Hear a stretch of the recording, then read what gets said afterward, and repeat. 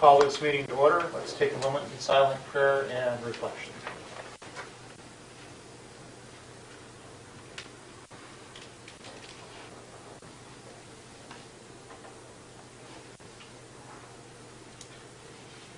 Terry, would you call the roll, please?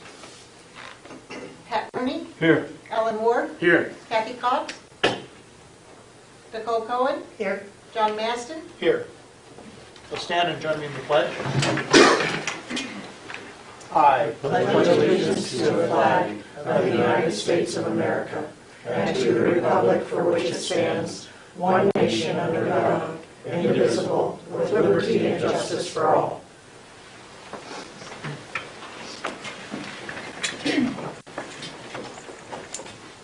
I'll entertain a motion to review and accept the agenda. I make a motion to review and accept the agenda. Second.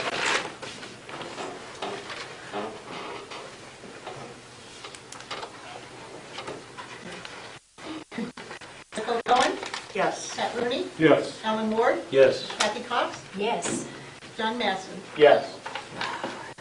Okay, review information on magnet school staff ratios and budget recommendations. Superintendent Desire.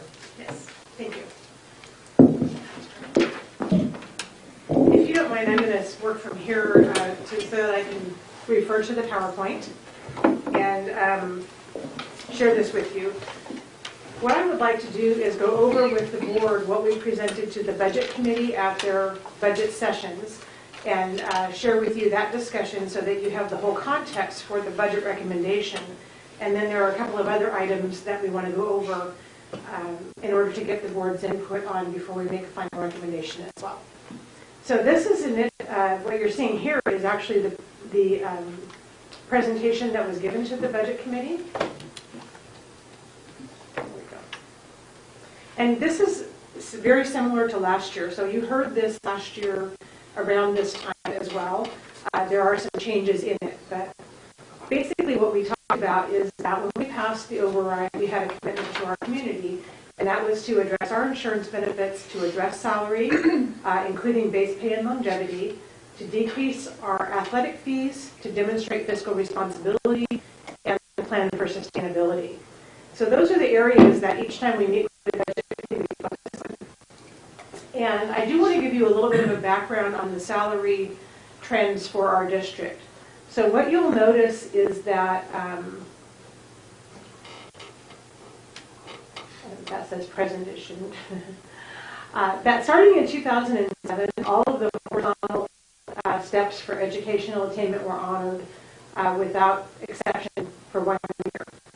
In 2008, we got the last vertical step on the salary schedule. And then 08-09 was the last $750 step on the salary schedule. From 2009 to 2011, everybody was frozen. So they really had a long period of time where their salaries were frozen. And then in 11-12, everybody got $1,500 one time, that was it. And then from 12 through 14, they were still frozen again. So they were on the same salary schedule from 09 through 14. Then in 14-15, the board awarded an ongoing COLA, and it was differentiated by years of service. And so by virtue of if somebody had been in the district for 5 years, they got 2 1/4, 3 to 4, etc. And what this did, though, is it spread the salary schedule out a little bit. So those who had longer terms of service got an ongoing a little bit higher, and those who hadn't got a little bit lower, which added to the inversion later when we ended up adding to the base. In 2015-16, everybody got a 3.5% ongoing, and the base was raised. So the base entry level for teacher salaries. And what occurred at that time, which we heard a lot about, was that when we raised the base, we went over what some of the first-year, second-year teachers were making because of the amount that they had received for salary increase. So in 16-17, which was the first year that I was here anyway, that I can talk about from actual experience, there were no raises in 16-17, but what the district did is they absorbed all of the healthcare premium increases, particularly in the area of dependent care. And so that was true for 16-17 and 17-18. And then for this 17-18 school year, we added to the base for all employees. So it was approximately $10 a day based on how many days you work. So it was $2,000 for the 180 day to 200 day, $2,500, and then $3,000 for the people who work 261. So everybody's base got raised in 2017-18, and then we also gave a longevity supplement. And the longevity supplement was, again, as a one-time part, and that was to acknowledge those people who had been here a long time and had spent that 8-year span of not having any salary increases at all. And so this was differentiated by years of service for the one time. And just the actual cost of just that one time was a little over $1 million, and the addition of the base was almost $1.4 million that we spent for the 2017-18 school year. The other compensation that our employees receive, so in addition to their actual flat salary, they do receive medical benefits. And the value of the medical benefits is a little over $7,700 per year. And then, of course, we pay our portion of their unemployment, Social Security, retirement, etc. They also contribute for those as well. The issue that we have with fixed cost, and I do want to mention this, is that we've had another increase. So right now, whenever we hire an employee, approximately 21% of their salary we pay in addition in relation to fixed cost. So when we estimate a salary, we have to estimate another 21% on what it costs the district for that person. For certificated staff, they do get Proposition 301 compensation. And for the qualifying certificated staff, we have a history here. Depending on the economy, that amount changes. And so in 15-16, that was approximately $7,300. In 16-17, that was approximately $7,700 per employee that was added to their salary for 301. Now, a portion of that does go to insurance, so they don't necessarily see all of that in their pocket. Is this going? I have a question. I was looking through the Auditor General's report that was just released, and all the school districts, some range from $5,000 per teacher all the way up to $6,600 was the highest that I saw. So what makes a difference in that? Because I was under the impression 100% of our 301 money was going towards our teachers. I'm going to defer that to Mr. Murray to answer if he can, or Mrs. Kleiner, who might know the history. Well, I was just going to share that it really is up to the districts as far as how they want to use that money. So some of the districts chose to put it on their base salary. So teachers only get the performance pay piece, which is what we give in the summer. They don't get the other portion of that. So if you look at different districts, the amounts vary widely based on what they're doing with that money. So our school board, at the time 301 was passed, was very committed to putting as much as they could, having it go to the teachers. I think the first year was almost 100%, if not any Aggie. Yeah, we did. There's actually 3 buckets of money. The bucket goes to the base of their salary. The other goes to a variety of menu items the district can choose, which includes additional staff and programs, things like that you can use. And our district did commit at the time when we started the 301. Our school board. Yes, our school board committed at that time to really look at maximizing that and keeping that to the salaries. And then, of course, the other is the performance pay. The other thing that you see a differentiation with other school districts is there is a little bit of latitude in defining which personnel may qualify. Again, the Attorney General defines that you have to have a teaching certificate, but some districts do elect to allow certain positions like counselors, because they are working with students and doing programs in education, to include them. Some districts may not. And we do not. And we only award those who have a teaching certificate. So we do have a couple of counselors who have a certificate and others that do not. Okay. Thank you. One of the other things that we talked about with the committee was our enrollment trends and what we're seeing in terms of long-term. One of the issues that has become apparent in the last couple of years is while we have 435, 452 at 7th grade, we do gain students at the 7th grade. to the middle school. That same thing happens at 9th grade, so we gain students at 9th. When I first got here, at every grade level, we had over 400 students. And so now I'm looking at it, currently right now at the 5th grade, we have 415, 368 at 6th grade, that'll be moving up 391 at 4th grade rather. But if you look down in here, we're really under 400 pretty consistently. And so the actual size of the classes that are coming in are smaller than they used to be, which affirms our declining enrollment. But in projecting forward, we still need to look at those numbers. At the high school, we're holding above 400 at all, except for the 12th grade's real close. But those are our enrollment trends. Now, the other issue is that we have current year funding. And so that is based on our enrollment as it progresses. So on December, this was the December end of the semester, we were at 5417. We got here in January, we were 5428 for the new semester. By February, we had dropped down to 5413. So we do fluctuate month by month on our enrollment. And these are just actual bodies. This is not what we submit to the state. These are our actual numbers in the classroom. This is a chart that shows our trend over time. And what you can see is that 17-18, I simply put in where we were as of 2/23. So this is fairly recent data. But what you can see is that right now, from the beginning of the school year, we're up 1 student across our elementary school.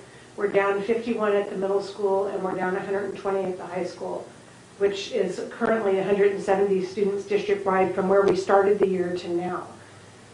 However, in keeping track over time, from the starting of the school year to the end of the school year, you can see there's a trend of well over 100 students per year that we're losing during the school year. And of course, that does affect the current year funding. That's part of why that was a concern for us, is going to current year funding.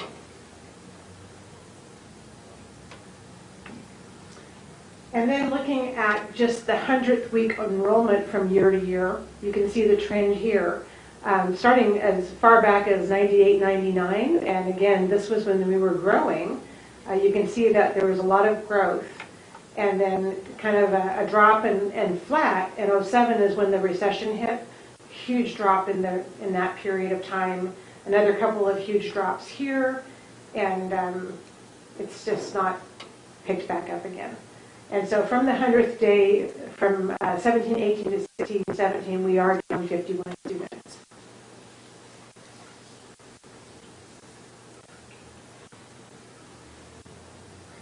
So when we talk with the budget committee, one of the things that we ask them to do is to consider the things that we are dealing with as a district in the greater context of talking about salaries and benefits. Our ADM is declining, slightly to moderately, depending on how you look at it. Our fixed costs are increasing. Obviously, our benefit costs are increasing. We had estimated 10% increase for this year. The actual was 25%. The real-time funding I mentioned already. Utility costs are going to continue to go up, gas costs, those kinds of things. Actually, it's diesel for us. For the most part, that's our expense. But the other area is that we're seeing a lot of reductions in our federal funding as well. And so while we're seeing in Title I, for 17-18, we saw a 6% reduction in our Title I. In Title II, we saw a 21% reduction, and we're assuming that Title II is going to go away.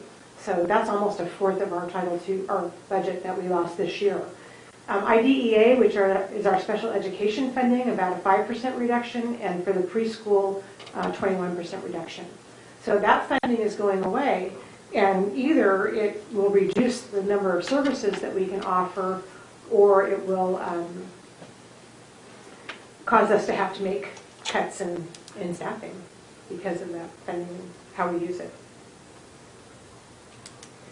There is some good news, and this is back to the original proposal. I have to tell you, I don't have a sense of where we are right now in the budget process at the legislature. I don't know what they're doing, but in the original proposal, they were talking about funding district additional assistance. So that could be helpful for us, because right now we have nothing, so we're using our regular maintenance and operational funds for any of those things. They're also looking at doing some stuff with the SFB. building renewal grants and the construction of new schools. They are committed to that 1.06 salary increase that were for teachers only that was given this year 17-18 for 18-19. And then $4 million for early literacy. We might see a little bit of that when you think about that spread out across the state. A little bit here for JTED and some additional money for ed tech. The other consideration that we have is the Prop 206 minimum wage law. So in January 1 of 17, we increased minimum wage to $10 an hour. January 1 of 18, this past 2 months ago, we increased to $10.50. In 19, we'll increase another 50 cents to $11, and then we have this big jump in 2020 of $1 an hour up to $12 an hour. When we were first looking at this, we looked at what would it cost to give the 50 cents just to our employees versus every employee classified that's on the hourly rate scale, and estimated that out. While we've continued with these estimates, I do want to share that because of the raises that we've given, we have not had to spend all of that in increasing salaries. So for example, if a person got a 3% raise or got the base raise last year, then they went up and that instead of getting a full 50 cents an hour, they might have only needed to get 20 cents an hour. And so to raise them to the minimum wage level. And so there is a little bit but I have left that in there and want to be completely open about it because as we're looking at giving this 50 cents an hour, we're going to have some compression in our salary schedule. So I wanted to leave a little bit of money there so that we could address that should we need to.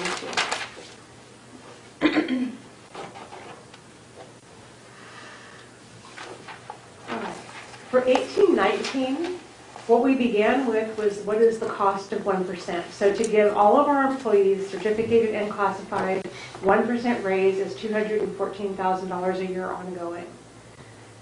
So every time we calculate an additional percent, that's what we're calculating for the ongoing amount. And again, we do know we have a revenue control limit decrease. We thought we did. We actually are now looking a little flat, and Mr. Murray will share that with you. But one of the things we know is that over time, we're committing override dollars, and we're paying people with them for ongoing salaries. So once the override goes away, we've got to find that money in our regular funding, maintenance and operation funding, unless we're able to pass another override initiative. And we only have 4 years remaining on that funding. The other thing that we did in 2017 is we addressed some inversion and compression in our schedules, which were back to that, as I mentioned, that raise differentiation and then increasing the base. And so we spent a little over $110,000, almost $111,000, just in adjusting salaries to remove that compression and inversion in the salary schedule. We also said that we would consider a salary study, and we have conducted a salary study. So I want to share the results of the salary study with the board. And I'm going to have Mrs. Miner step in here in a moment. The salary study was conducted by the professional group, and they looked at school districts that were similar to us in number of schools and student count. So when you look at our number of school student count, the closest is Flowing Wells and Cave Creek on either side of us. Humboldt, again, they're real close to us. Kingman is not as close to us, but they do have similar numbers of schools, and they're in our county. Queen Creek has the same number of schools, but much greater enrollment. And then Sierra Vista is similar to a degree. Excuse me.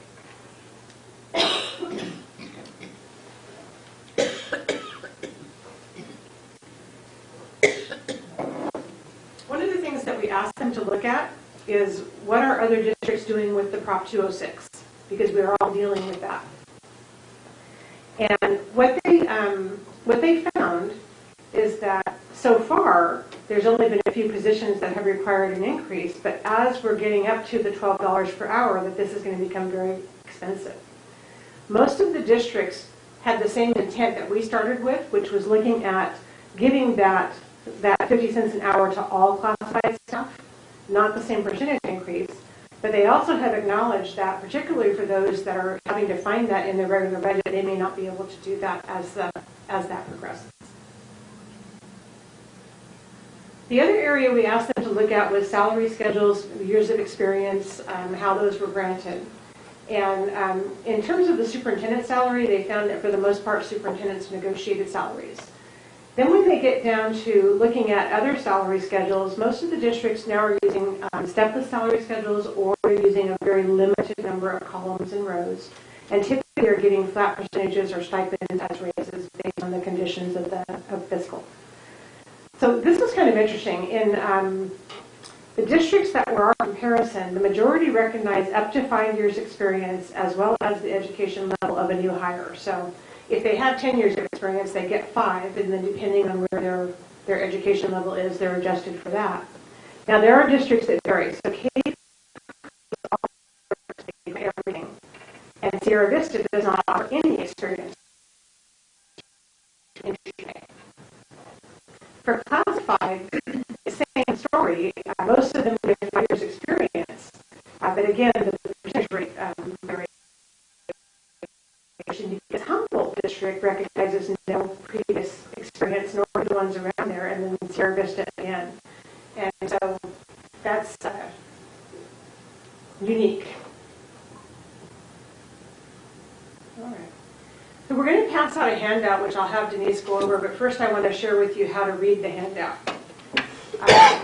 and what we talked about.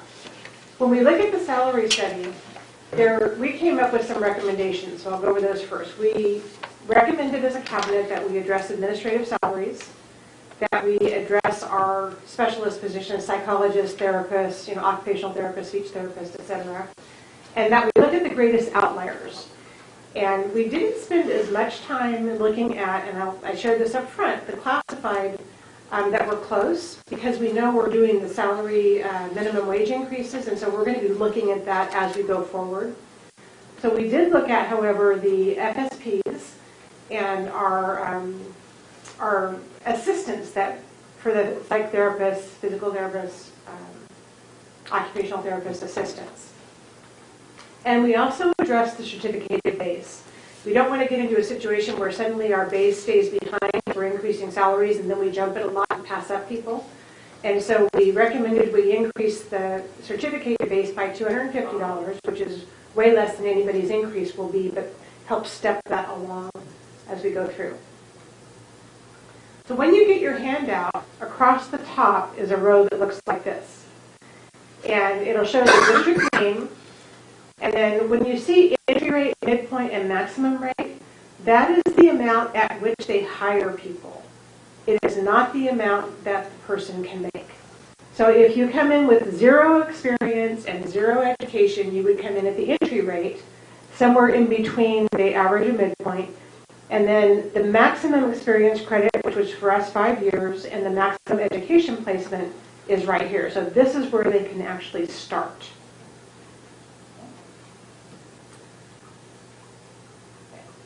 So what we did on the salary handout is, they're sitting right here on the table. What we did on the salary handout, just so that you can see as an example with this one, is this is the high school principal.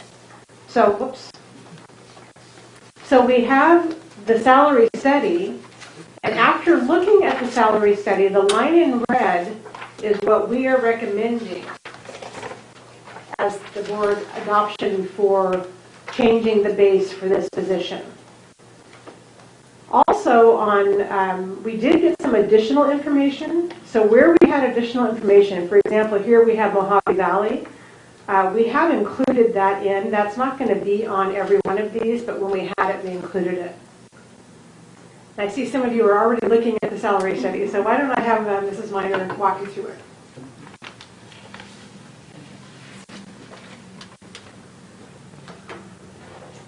Okay, as Mrs. Asire said, some of the positions do not have, I'm sorry?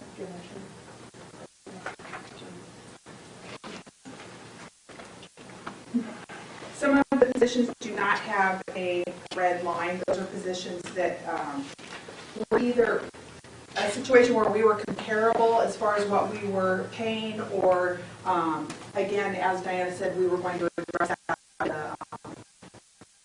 cleanup in the future. So as we go down, you can take a look. superintendent, one of the pieces I wanted to point out was we did add Mojave Valley Elementary School District with an asterisk because their directors are actually considered assistant superintendents. So that was added, and you can take a look at what their entry rate is for those particular positions. The directors, as you can see, we added $5,000 to the base for each of our directors because those were in the lower area as far as what we were comparing to. So for the next couple spots, our directors have been raised. Then we get into our principal positions, our administrative positions.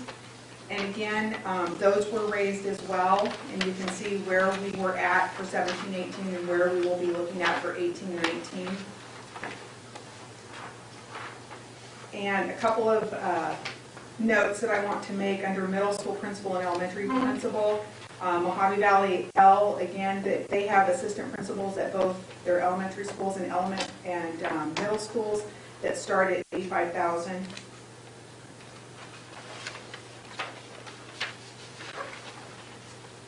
And then as you turn to page 4, a couple of the areas that were really hugely disparate is in our psychology and in our psychologist and therapist positions.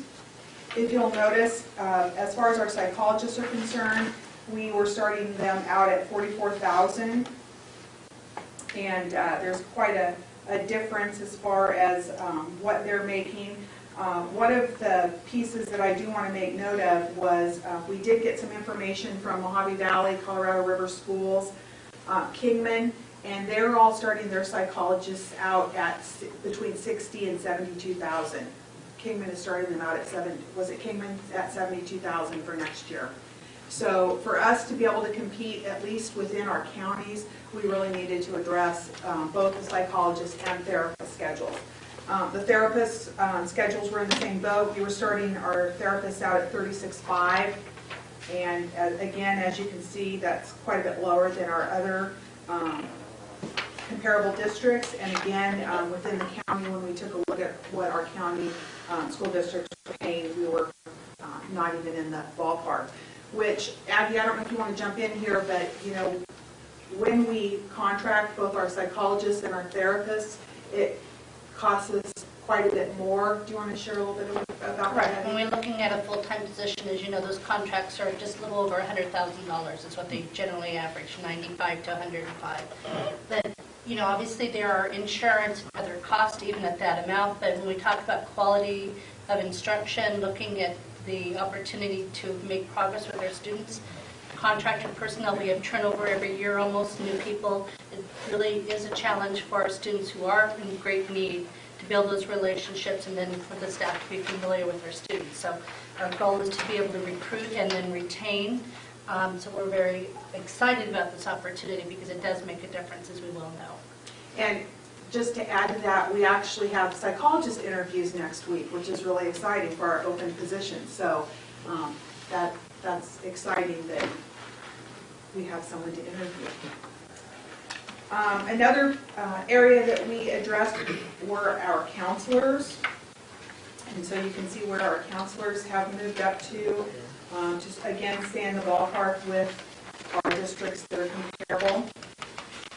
On page 6, we addressed both our nurses at the RN and LPN level. And I do want to point out that in several of the LPN areas, the amounts that the district shared were the exact same amounts as what they are paying their RNs. Our district differentiates between RN and LPN, so some of those LPN amounts are quite a bit higher than what we're paying, but it's the same as what they're paying their RNs.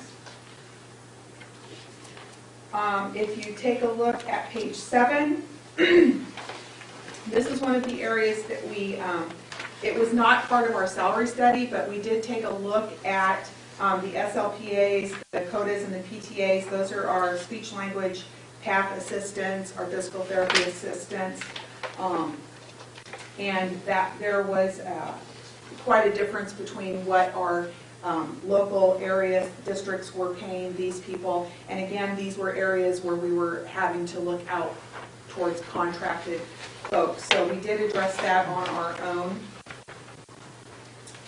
If you turn to page 9, we addressed both our computer tech folk and our computer lab manager folk. We were quite a bit off with particularly our techs. And for those of you that are in the know, they're working long hours right now with this migration, 12-hour days, weekends, and they put a lot of time in, and we expect a lot out of them. And they were coming in at $11.75 an hour, so they were definitely a group of people that we needed to address as well. On page 10 starts our teacher group. And one of the things I want you to focus on as far as the teachers are concerned is this first box is for teachers that have bachelor's degrees and additional graduate hours, but they don't yet have their master's degree. If you turn to page 11, that top box starts our teachers that come into us with master's degrees, and then down below, master's degrees plus 48. So this is how the study chose to break this up. And this caused a little bit of confusion with our teachers. They weren't quite understanding, and they were concerned that they were making less than what someone would come in at. If you take a look at the teacher's box for bachelor's degrees, as Diana shared, $33,750 next year will be our entry level for a teacher with 0 experience and only a bachelor's degree.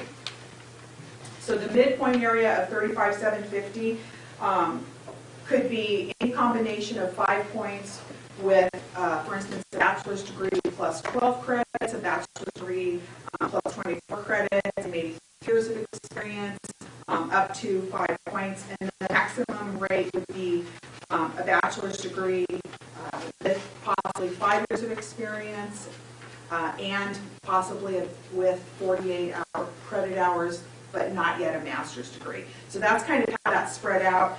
I had teachers concerned that they had a master's degree plus 5 years, and they weren't fitting on this schedule. That's because they needed to go to page 11 and go on to the master's schedule. So that's kind of how that's split up.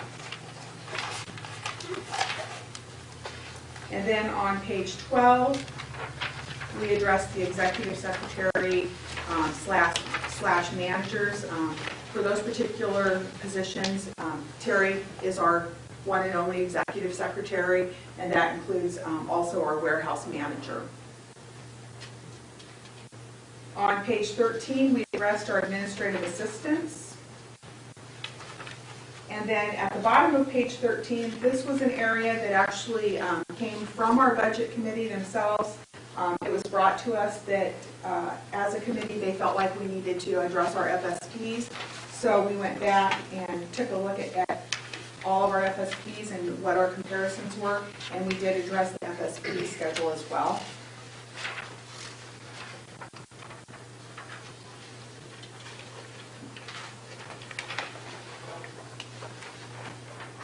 And for the remainder of the pages, that is just the study itself, and those are the areas that we are addressing.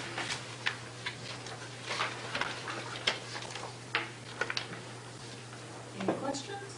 Some of you have heard this multiple times. I have a question. Yes, Pat. Hey, at the high school level, the assistant principal athletic director, do they get a stipend?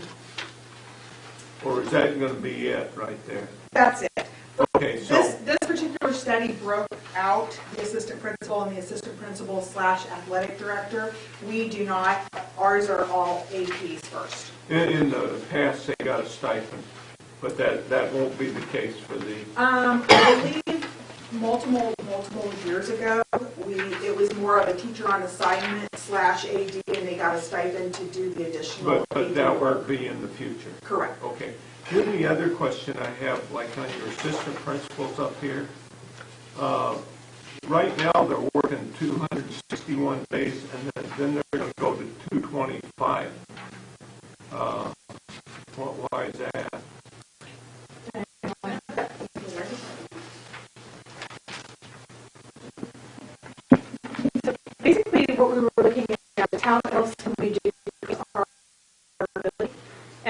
the areas that we have liability is having to pay out vacation days that are not taken.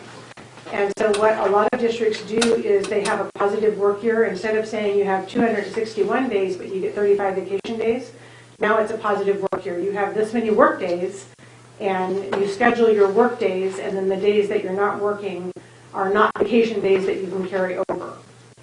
So we don't have to worry about that additional payout of vacation time should people not use their vacation. Okay, so that'll be a savings, right? It will be. Now, let me ask you another question. You run summer school? Mhm. Will that be a stipend, or will that come under that? No, they're going to need to schedule their calendars and work on that. We talked a little bit with the principal about that as well, so that as they're working out their annual calendar of work days, it could be the school days plus certain days in the summer to cover the summer sessions or rotations, because we do have, for example, the AD would be working often during some of the normal breaks because there's athletics going on.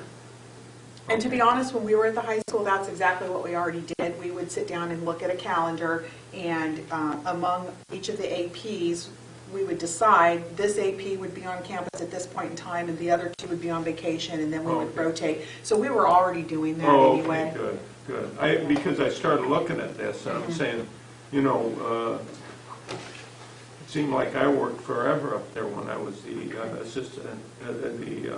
assistant principal and athletic director. And like you say, you couldn't take vacation days or whatever. So when I started looking at this, the decrease, I just was wondering, how are you going to cover that? Yeah, this is the same number of work days they already had, less their vacation Okay. days. The difference is that we're forcing them to take their vacation days. Okay. Yeah. Well, I want to be clear on this, because this is a trend that I'm concerned about. When I was there, that a salary schedule was changed. Assistant principals were lowered at the high school. Their salaries were lowered to elementary principals. And my point was that, and now they're lowered even more. And my point is that the hours that the assistant principals work after school and on the weekends, that we know the AD works on the weekends, and at night, but assistant principals work way into the night. There are all kinds of club meetings and weekend activities and things like that. And I know it was very upsetting to them when that happened before, and now this is even less than elementary principals. So It's even less. the assistant principals at the high school are making less than the entry rate for elementary principals on this.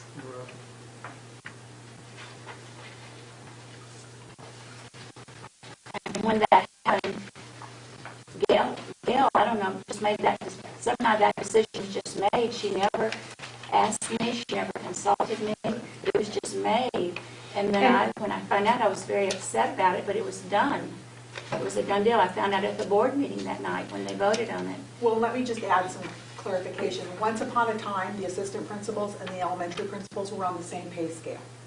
And then when you were the principal, I was the AP at the high school, it was determined that those would be split apart and that the elementary principals would make a little more than the APs. So that was some history that transpired many moons ago. And I think maybe that's a whole philosophical discussion on which I'm not certain that we want to have right now.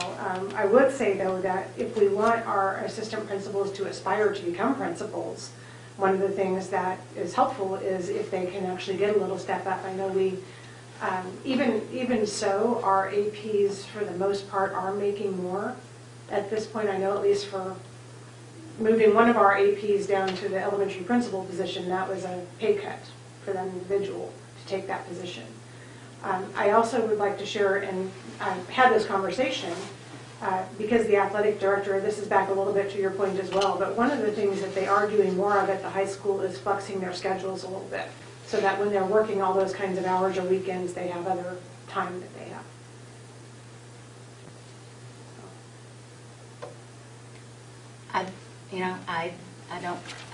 I know how hard they work, and as I was telling you the other day, even for a school the size of ours, what do they have now? 3 APs there, and one of them's is AD, so it's really 2.5.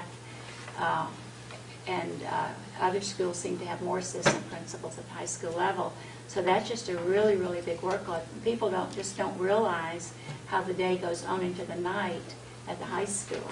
And I don't disagree with that thought process, but when you were there, how many assistant principals did you have? I started with 1.5. Okay. So how many students did you have? Over 2,000. And how many do we have now? What, 1,600? Okay. 17. 17. So we've added 2 positions at that assistant principal's post. I know when Pat was there, I was there, when you were athletic director. And I was security, and you added 4 security guards. So, Right. you know, what Kathy's bringing up is a real consideration, because oftentimes you, and the intensity level is accelerated once you get into the high school level because of the age level you're dealing with. So, you know, she is echoing a real concern. And it's not to minimize anything, it's just that you spend a lot of time there. It's intense when you walk into the place, and even though you've expanded it with the additional security guards, it's just a whole different world. I don't necessarily disagree with that, but I guess if we were going to change something within that, would we have less security guards? Would we put an extra position in? I mean, what would that alleviation look like, I think, is really the question. Well, another concern that I have is if you were an elementary principal and you became an assistant principal at the high school, then you're going to end up taking a salary cut. There are different responsibilities, as you well know, being a principal. You know, even though it's an elementary and you may not have some of the challenges at the secondary, but ultimately that principal is the one that has that responsibility for that school. Principal does everything, they don't have any assistants. I know, but right now I'm talking about if you were to apply, if you were an elementary principal, and you were to apply to be an AP at the high school, you're going to take a salary cut. And it's hard enough finding assistant principals as it is, and I always like for, you know, to promote if possible within the district, if we can. Well, and one of the things I want to share, Kathy, is, you know, that's just the initial entry rate of someone with no experience and only a master's degree. None of our 4 APs are going to be making that amount. They're all going to be making more than that. So I think we just have to remember that that's an initial placement for a brand new AP with no experience and only a master's degree. So are you saying you would negotiate with an elementary principal who said, I'd like the job, but I can't take it because I'm going to be making less than I was? Is there any room for negotiation? Because there hasn't been in the past that I know of. I guess if an elementary principal wanted to move over and take an assistant principal position, I don't know that they would want to do that. But what you're seeing is that's not minimum and maximum and middle overall rates. That's starting. That's not the maximum amount of pay that you can give that individual. That's the starting spread where you would place somebody coming into the position. So if you were an elementary principal and highly experienced, you would start at the top end of that as opposed to that bottom end. Okay, I'm just looking at my experience, and that is, I know when Dale Ginger was a teacher, the pay for the assistant principal at the high school was so low that he'd been in the district for so long that when he came as a teacher from the middle school to be assistant principal, he took a pay cut. He didn't know he was going to take a pay cut. Nobody told him, and he gets over there and he gets a pay cut. And, you know, he didn't even know to negotiate, which they wouldn't have done. But I think that's kind of the point of this exercise. I mean, we need to make sure that what we're doing is correct for our staff and our employees versus what other districts are doing and what our internals look like as we move people around. And we shouldn't take somebody who's an assistant principal at the high school and have them cut salary to take over an elementary school. To me, that's a promotion, not a demotion. They have more responsibility directly on them. They should get a pay raise for that. And from going from an elementary principal to assistant principal, the same? Again, though, once you've got them into that position, I mean, that's kind of, to me, more of a lateral move. Well, it hasn't been treated that way in the past. Well, and this is a way that we can start setting that up so that we get that proper process in place and that proper thought in place on how to treat people. And I think this is one of the main reasons why we brought to the Budget Committee that we needed to address administrative salaries, because administrative salaries had not been addressed for many, many moons, while other positions, including teachers, had continued to be addressed. So, you know, administrative salaries and addressing them is not always a popular topic among many people. And so what we were finding was, as Diana had pointed out at the Budget Committee, exactly that. There were how many teachers that were? Yeah, I have actually this line in here. It's there were 100 teachers that were making more than an assistant principal. And, regarding their daily rate of pay. No, and then 70 of those were making more than an elementary principal. I'm just glad that this is being addressed. It has to be addressed. But I just want, I'm not saying to change the policy, it's just an intent that when you've got someone moving into a different position, that there will be negotiation under the circumstances, the examples we brought up today, where where the person who's in HR will not say, no, there's no negotiation, which was done at that time. That it's, let's sit down and look at it and talk about it. Where there's a willingness to talk about it is what, if that's what I trust. Right. I trust. And again, you know, their administrative experience is all obviously going to be noted. So. Right. I have a question from the ignorant. These work days and daily hours, are these state mandated? On the administrative side? The only reason I'm asking is if we pay somebody a salary, why do we list the number of work days and the number of hours?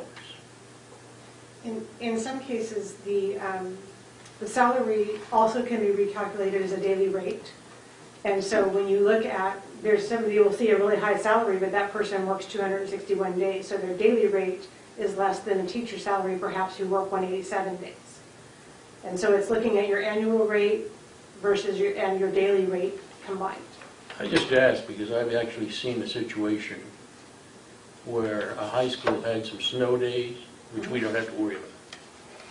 At the end of the year, when the kids were gone, they told all the teachers they had to come in for 3 days because they hadn't done their full quota of days. And if you're paying a person a salary, why would you do such a thing? Well, that goes back to their contract. If they're contracted for 187 days, they have to work 187 days, and that's what our contract stipulates. So I'm assuming they didn't work their full 187 days for the salary that they were going to be given for their contract. And also meeting the school requirements of the state, because each state, if you don't have those minimum hours, you need to make up those days. For the students students, would have to make up the days. That's the issue. For the teachers, it is back to the contract, but also it would be considered a gift of public funds if we paid them for days they didn't work, they were contracted to work. The kids have to make up the required days for instruction. And so they have to come back, and so the teachers... Well, I understand the kids do, if the kids are there, but I'm just saying the teachers are paid a salary. I understand. And that's to perform a function. It's not to serve so many hours. They're paid a salary to achieve a goal, right? And they're not paid a salary to serve so many hours. It is so many days. They are, because their contract specifies that for that salary, they will work 187 days. Okay. I said it was ignorant. That's fine. And again, the number of days, typically, and what I've noticed in this salary study is they're very similar in Arizona across the districts. But typically, when you look at your teachers, for example, it's 180 days for students, plus whatever additional days you're having them work for preparation and professional development. And so that's how you get that total number of days. And the same thing would be true, like when you're looking at the number of days for an assistant principal, is the number of days that teachers are there, plus additional days in the summer or scheduling. I mean, there's other duties for counselors, there's additional days because they're doing scheduling, et cetera. So the days are based on the each district and what they expect from that job position. But there tends to be similarity across Arizona, I think probably just for competitiveness. Did you want a couple minutes to finish to look at this a little bit more and have any questions, see if you have any questions on our recommendations?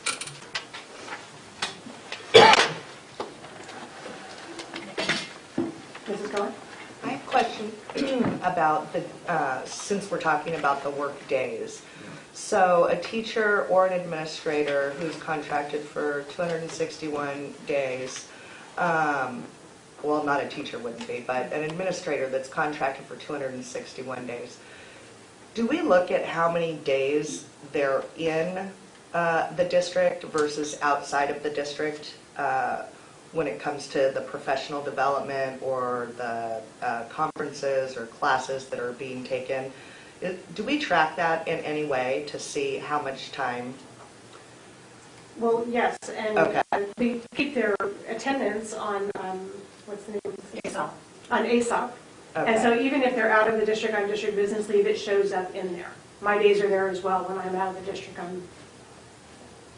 I just wonder, and especially for teachers, and I don't know if this really applies to teachers because I don't know how much teachers are outside of the district on conferences, but I just wonder how much we're spending replacing those teachers with substitutes, and I just wonder what that looks like behind the scenes, because I've had a couple of people question it and ask me, and of course I have no idea. So I wonder why all that wouldn't take place during the summer. And, ironically, that question, part of the issue that we had a discussion about at the director's level, and Mr. Gardner and I talked about, is we cannot require teachers to work on days when they're not contracted to work.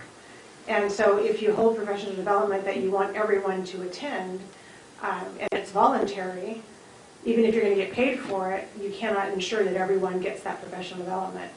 So specifically this year, when we decided to redo our phonics training, because we felt like it had been too long, everybody needed to get back to ground zero on that training, we said we are going to hold it during the school day, plan for that with substitutes, because we want to ensure that every single kindergarten teacher is there for that training together and has the conversation. That would be the reason that you would do it internally during the school day. I don't believe we send a lot of teachers off to conferences during the school days, minimal. Because we don't have the funding to do it. Right, and I know that. I mean, I Now, there said is- I don't know how often we're actually doing But it. we actually did a big set of that for the K-3 teachers this winter with the phonics funding, and we also let all of our principals know, don't schedule other kinds of things on those days, because we are going to be using our subpool on those days. And when we do things of that nature, because we don't have M&O funding, it's usually paid for out of different funds. So for instance, with that phonics training, all of those subs were paid for out of grants, because it was a grant-funded PD. So that didn't come out of our title, well, Yeah. grant money. So, that didn't affect our M&O in that particular case. Sure. So, and then we do have some teachers that travel that are paid for out of CTE funding as well, when they go to any type of CTE training and so on and so forth. And again, the substitutes are paid out of that fund as well. But we do have all of our attendance, all of our business leave, all of that we track. So when I see Mojave Valley on here, I see where they are substantially higher in a lot of areas. How are they doing that? So what Mojave Valley did is Mojave Valley passed an override, and they put it completely on their salary schedule. And there is a statement, and I don't have a copy of that version in front of me here. Let me borrow yours for just a second. It's underneath each of the teacher blocks, What page? page 10 and 11.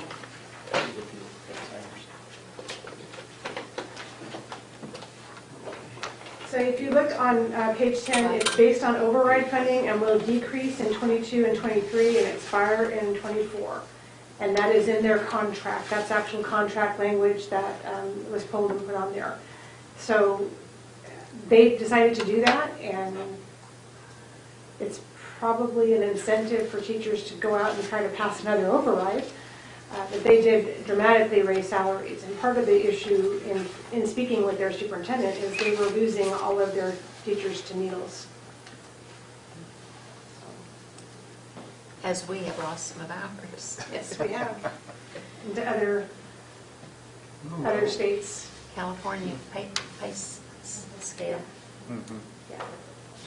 I think the only reason Bullhead is okay is there's not many schools in Laughlin, but we do lose them, different places. Parker loses them to Blythe, and yeah.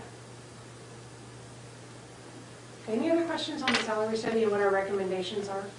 So all of our recommendations are in red. Well, I want to thank you all for gathering this information and putting it together. I'm sure everyone, we can see how much work this took. It was time to do it. And I want to share, Mrs. Minor put a lot of time in also double checking the information in here to make sure that it was accurate. The actual salary study also provided us with some information on ratios. And so for some of these districts, for example, you can tell how many assistant superintendents they have by their ratios and so forth. So this is additional information. It's pretty detailed. I don't know of how much benefit it was. What we found is we're fairly comparable in most of our ratios as well. So we did look at staffing, which was part of that in terms of numbers, and that's available.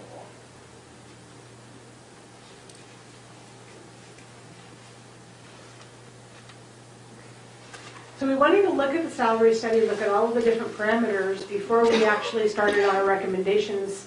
And part of that was looking at our budget. And so I'm going to turn it over to Mr. Murray for a couple of minutes to explain.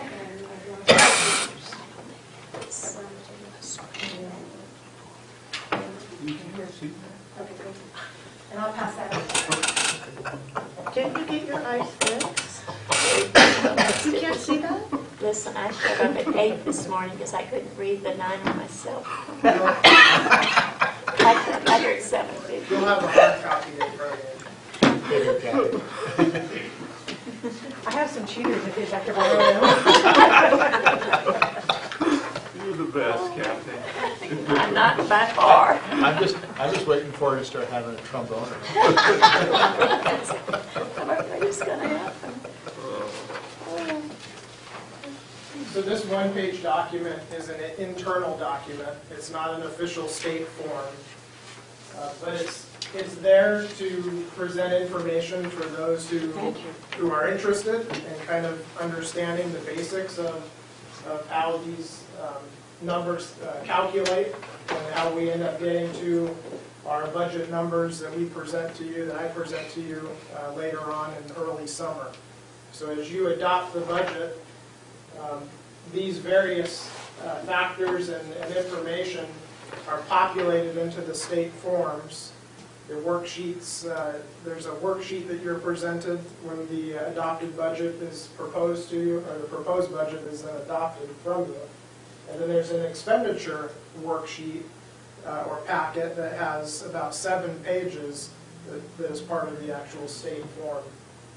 So this worksheet in front of you, again, is just an internal document basically used to present information to a group of people who may not be familiar with school finance. So part of the elements, the major elements of putting together a budget have to do with average daily membership, which is that group A at the top. These are your student numbers. So PSD is preschool, and then K through 8 students and 9 through 12. We take, now this is where things changed this last year for this fiscal year. We now have to do this, I have to figure this out, populate these numbers twice. One is a projection, so we have to project our student count for the next fiscal year. And again, it's based on current year funding, so we offer a projection based on our best information that we have presented or in front of us at the time. You'll recall in May, when I came, or June when I came to you, budget worksheet was in front of you, and there was also a timeline or a trend worksheet that I put in front of you as well, where it showed the last 8 or 9 years, and then the declining rate for each of those 9 years. So we took that information and I populated into the worksheet, and that's what calculated our projection for current year funding numbers. Now I also go in and input the Group A information based on actual 100 today numbers, and that is used to give us an overall funding number for our M&O override, as well as some other areas in which we can actually produce not a projected rate, but a hard number there for us to budget by. So Group A, we populate PSD, K-8, and 9 through 12 with actual numbers. They're rated. You'll see that there's a support level assigned to it. So for every student we put over here, for a preschool, there's a 1.45 multiplier attached to it. And then that will give us our weighted student count for our Group A students. These are every student that we have in the district. Group B down below here, just below Group A, those are our students who need additional supports. So we have, again, the number of students over here in the yellow. Every area here that you see in yellow are numbers in which we can manipulate. So for example, hearing impaired, this was based off of just last month's SPED 20 report. We currently show 1.15 students who are classified as hearing impaired. That 1.15 is multiplied by 4.771. It gives us a weighted student count of 5.4867. What that means, weighted student count, means that that particular student, it costs a little bit more, quite a bit more I should say, to educate and service the needs of that student. So that 1.15 student, we actually get funded for 5.48 students based on that multiplier.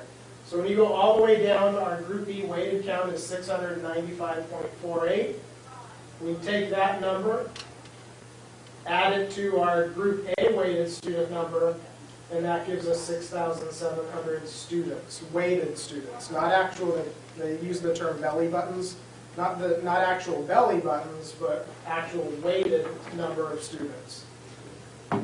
Then this is where it gets exciting. This is where the calculations begin. The BSL, the base support level, is given to us by the state when we take into account the inflationary factor that they're going to assign to us for this next fiscal year, which I just received an email, and they said it's about 1.8%.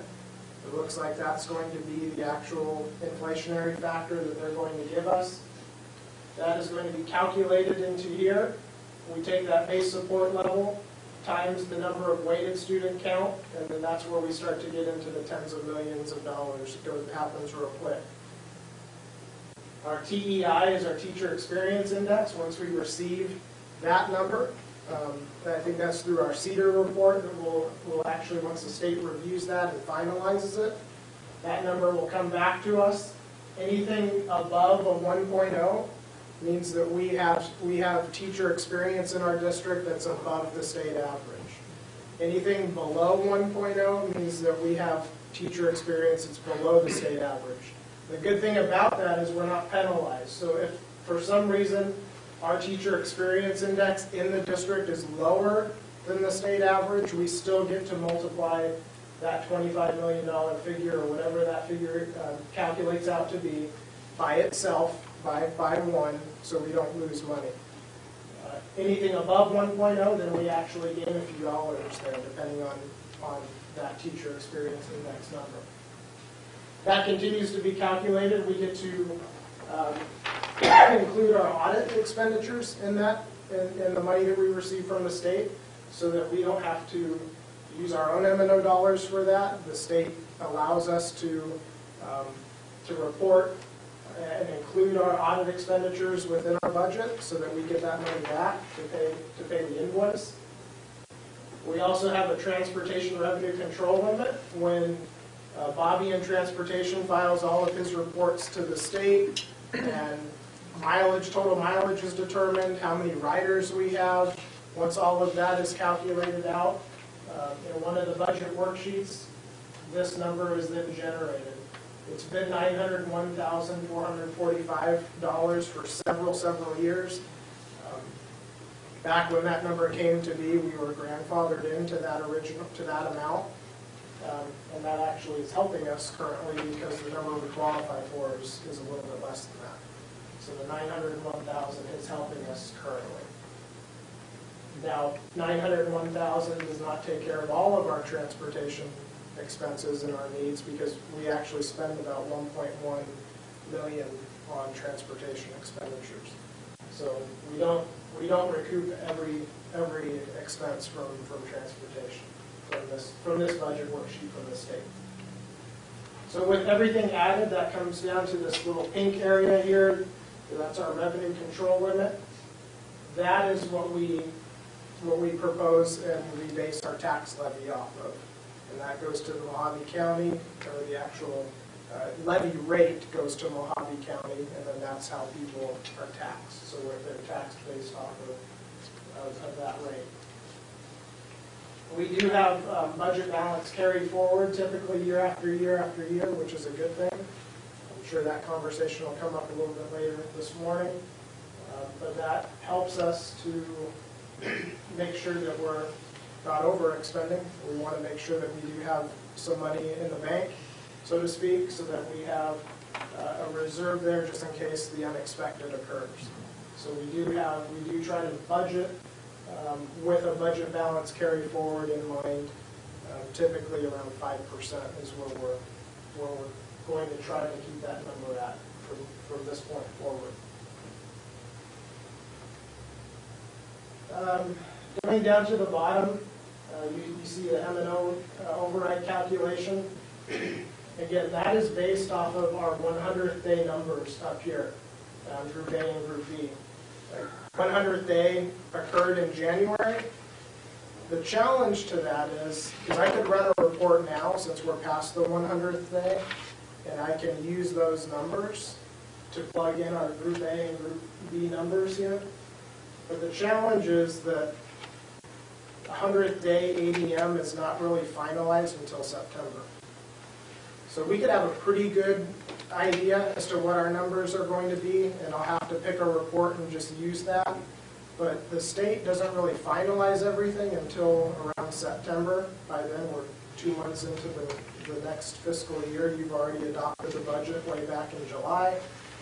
They can recalculate, and they do, statewide recalculation. And it could work to our benefit, or it could work against us. And the reason why they do recalculation is because we all move all over the state. They move out of state, they move in state. They're trying to eliminate any concurrent enrollments, whereas a student might be here today and work tomorrow. And if our withdraw dates and start dates don't match up, then the state technically could be paying us at the same time they're paying Gilbert. So they need time to work that out and make sure that start and stop dates are more in line. Ideally, it would be nice if they can finalize that and get that figured out well before you adopt the budget so you have accurate numbers. But unfortunately, that's not the case at this particular point in time.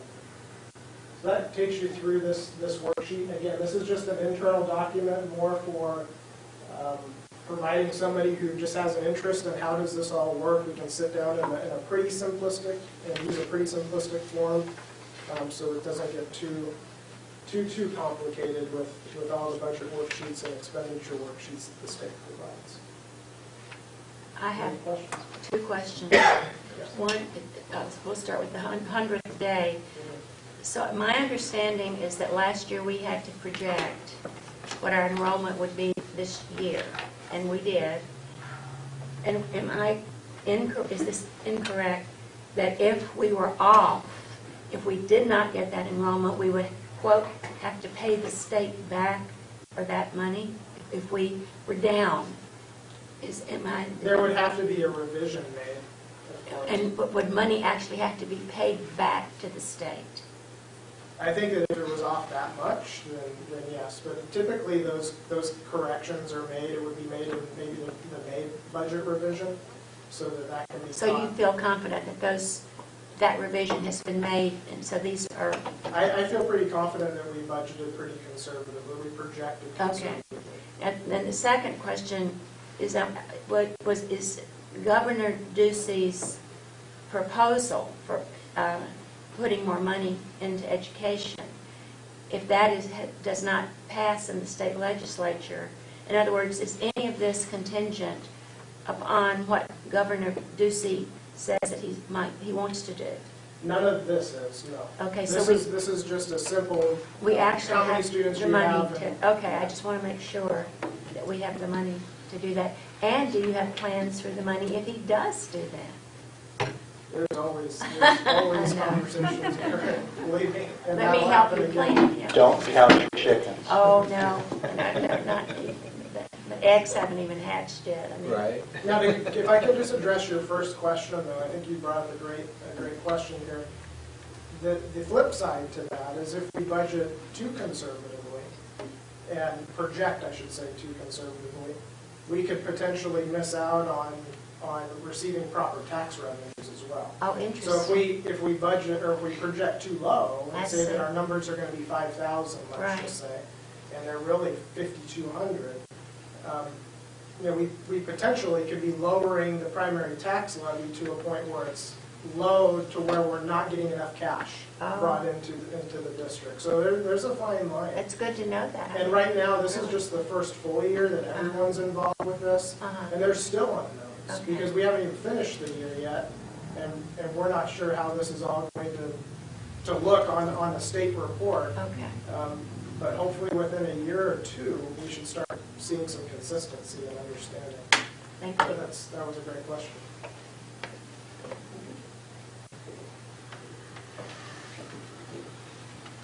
There is one thing I would like to point out on this. Our revenue control limit is, again, maintenance and operation. So it's not any other funding like the district additional assistance. It's not any of our title funds. But this 100th-day number is important because it calculates what we can anticipate for next year's override. So at least it gives us an amount that we can budget for 18-19 for the override dollars. What we had included in our budget calculation was a 5% delinquent tax rate. So if we get every single dollar paid, we have $4 million for the override. If 5% of those are delinquent, we have about 3.848 if you look at the bottom of your worksheet. We actually have not had that high of a delinquency rate, but one of the things that we want to do is make sure that we're somewhat conservative in budgeting that override dollars, because it does come in a little bit slower. So one of the things that you'll notice as we go through the rest of the presentation is we're typically anticipating about a $3.9 million income from the override, which is a little bit less than this $4.05 million because of the tax rate and the delinquency of collecting taxes. Okay, so in 2017-18, which is the current year that we're in, we had anticipated ongoing costs of $2.1 million, and the $110,000 that we talked about, almost $111,000 for inversion, those would be ongoing costs. Then we had the longevity amount. We put $200,000 in athletics, and we put $450,000 into the trust reserve, because we knew that the trust was in trouble. So this was what you all approved last year, and this is what we went. We had estimated that this would cost us about $3.96 million. It actually cost us for 2017-18 $3.9 million to do what we did. So it turned out to be really right on. This is a commitment now. So after the override, and I think about Mojave Valley and how much they've committed, we're committed as of the end of 2017-18 to $2.2 million ongoing after the override goes away out of our regular revenue control limit, which is this $26 million right here. So our revenue control limit is going to be similar or declining based on our enrollment. So when we talk about that committed dollars, that's going to be coming out of the revenue control limit in the future if the override is not renewed. So looking at our 17-18 staffing and projecting into 18-19, one of the important points to consider is that when we were projecting in 16-17, we had fewer staff. For 17-18, we have increased our total staffing. Most of that is from unfilled positions and positions that were filled by long-term subs. So these are our actual numbers of employees now. And just out of interest, the trend, 503 staff with 59,000 students, and we have 527 staff and 52,000 students currently. But you can see the trend for certified, admin, and classified staff. And then, of course, we had our EBT session. Can you tell me what the, I'm sorry, can you tell me what the classified was again? 240. Thank you, sorry. That's okay.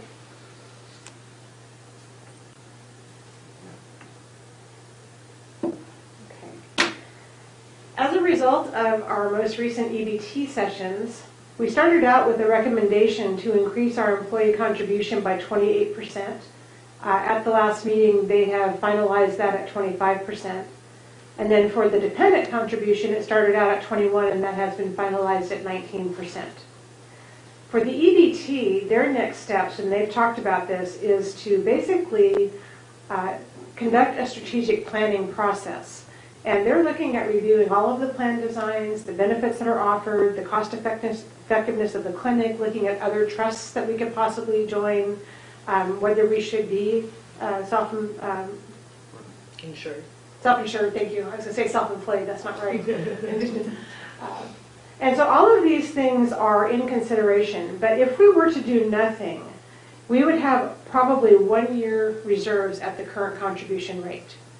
We actually budgeted in a 10% contribution. So that is our recommendation at this point, is that we go forward with the 10% contribution. One of the things that we wanted to get out there in getting down to that 19 and 25% is there were some decisions that were made, including increasing deductibles, increasing the maximum out-of-pocket. Some of the prescription co-pays were changed, and then they're also adding a co-pay to the wellness center. And so what we're planning is that our consultants will actually be doing some district-wide presentations to staff this spring on what all the changes are. Madam Superintendent, those changes, how much does that account for versus the overall trust expense? How much are we saving by making those changes? That is the difference between the 28 and the 25% contribution. A dollar amount, I'm sorry, I don't. I'm looking more for a percentage because with what they've cut and with what we've done as far as our contribution, we're at least getting halfway to the watermark. Is kind of what I'm looking at. That would be my point. Not quite halfway. Not quite, but we're getting closer. Yeah, we're getting closer. Yes.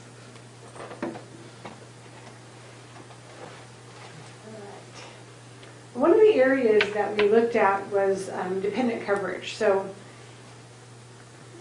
one of the commitments from the 16-17 budget committee is that we would begin to pass back the dependent coverage because the district observed that. So I'm going to ask Mr. Roy to continue on and explain what we have here as far as our dependent coverage recommendation and what these calculations actually work out to.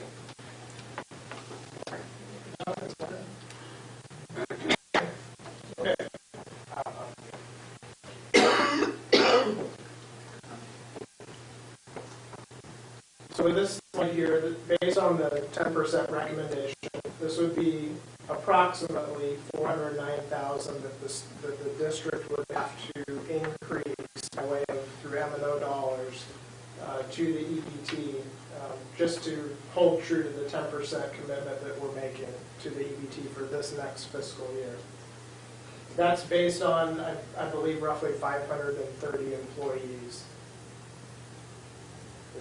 Going into the next slide, as Mrs. Asire talked about, back in 16-17, the committee at that point saw a slide similar to this where we needed to start to transition, or conversation was had at that time, to start transitioning some of the district's contribution towards dependent care coverage. At one point, just for history, at one point, 100% of dependent care coverage was paid by the employee. At that particular time, it was just under $7,000 roughly per year. And then in 1 year, that doubled. So total dependent care coverage for a family, let's just use that as the example, went up to just over $13,000 for the year. So at that point, the district made a commitment to supplement that family care coverage and all of the other dependent care coverages for spouse and children at the tune of about 50%. So that way, half of it the district paid for and the other half the employee paid for. So going into this conversation, back then they knew that that wouldn't be sustainable. To have the district continue to pay that amount of money for dependent care coverage was going to be very challenging. So that occurred for a couple years. Just go into this slide real quick. Again, the 530 projection. This is this year's annual contribution that the district makes for just employees, for the employee coverage. You can see it's just over $4 million. If we take this dollar amount right here and multiply it by 10%, that's this new premium up here for employee coverage, times the 530, it comes out to just under $4.5 million for that number right here of $409,000. So to increase premium contributions 10% from this year's current rate to next year's proposed rate, again, like I mentioned, the district would have to come up with $409,000 ongoing out of M&O.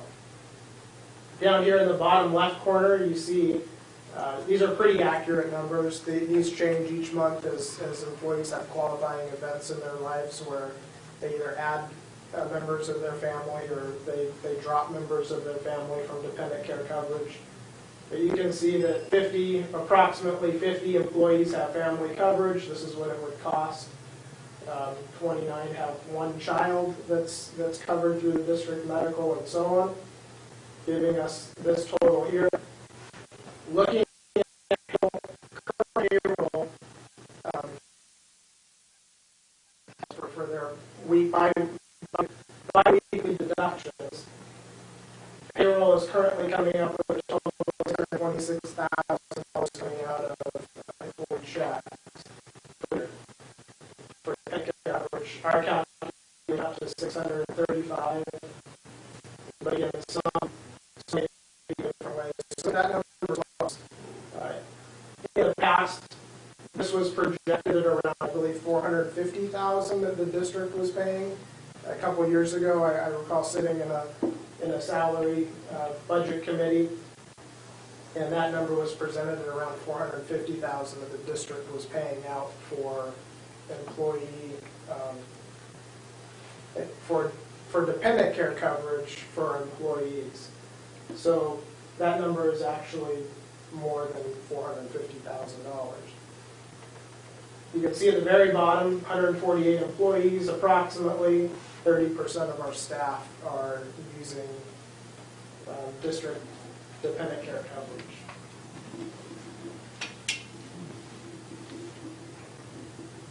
Some of you may remember that we had 3 options. I know that Mr. Masden was there and present at a few of these budget committee meetings. We had an option A, an option B, and an option C. To hold true to that slide a couple slides ago where we were proposing, or the conversation was had, that we would start to transition 10% of that district contribution for employee dependent care coverage. We wanted to see the impact of that to our employees. So we created 3 different scenarios. Again, a 10% transition where we're going to take what the district was paying and move 10% to the employee. And we did a scenario with just 5% and then a 1%, basically keeping it somewhat the same. The overall recommendation, After adding the 10% increase. correct. Yes. So after conversation in the budget committee, we recommended that we move to the middle ground, right in the middle with a 5% transition versus the 10%. The reason behind that is because we have a 10% premium increase, and then if we were transitioning another 10% over to the employee, to them, it's basically a 20% increase to them. And we were trying not to go that extreme. So we went with the 5% option as a recommendation. Here you can see this current year, this is what it looks like currently, this is what it would be in a proposed next year's option B coverage. Our family contribution is $13 currently for a family. 3% would be $14,700. And then this is the rate that the employee pays currently. This is the rate the district pays currently. And then this would be next year's increase, or this would be the total that the employee would pay. So they would move from $6,600, what they're paying annually right now for district employee family coverage, dependent care coverage, and next year it would be $8,320. This next slide kind of simplifies that a little bit. The increase, the yearly or annual increase for each of these areas of coverage, these prime coverages, are right here. If we transition, not only increase the coverage or increase the premium by 10%, but also transition 5% back to the employee. This slide breaks it down by how much does that truly impact me every time I get a paycheck. So currently, if you're an 18-pay employee, meaning that you get paid just while you're working from August till May, your deductions are spread over 18 pays. This is what that looks like for family coverage for children, child, and spouse. And if you're a year-round employee or you spread your pay throughout the whole year, if you're a 24-pay employee, your benefits are deducted and shared out between 24 pays. The proposed with the increase will look like this compared to what they're currently paying. And then this is the increase. So if you have family coverage and you're an 18-pay employee, your increase, the impact is $93 roughly per paycheck for this increase for family dependent care coverage. If you spread it out over 24 pays, it's just over $70 for family dependent care coverage.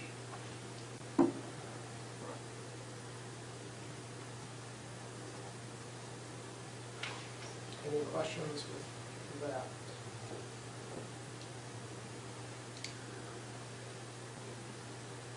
I know it's a lot of numbers, and we were trying to simplify it.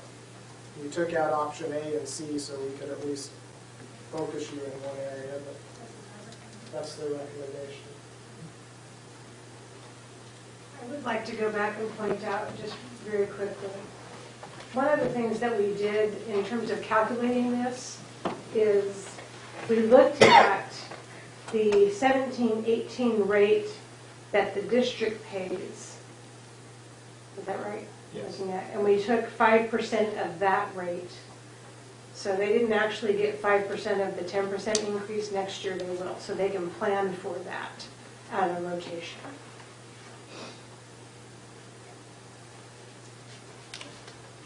Any questions at all on the recommendation on the insurance coverage? Is this an appropriate time to bring up, I know Mike was looking at down the road, the future, and I thought he was very clear and optimistic that he believes something would come out of this as a result of all of the changes in the meetings and how things work. Is this? Because that is a concern for people as this continues to increase. Are we really getting the best deal possible? and I thought you had some good points. I'm trying to, during that last budget meeting, it's pretty hard to sit here and look at a reality that's not very favorable. This isn't something that is great news, but we're trying to address our current reality, and that's the fact that our EBT needs some attention. And I'm optimistic, to use Mr. Gardner's words, I'm optimistic that I believe we have key people in place, from board members or trustees to people who are participating in these conversations and attending meetings, whether it's in person or watching via video.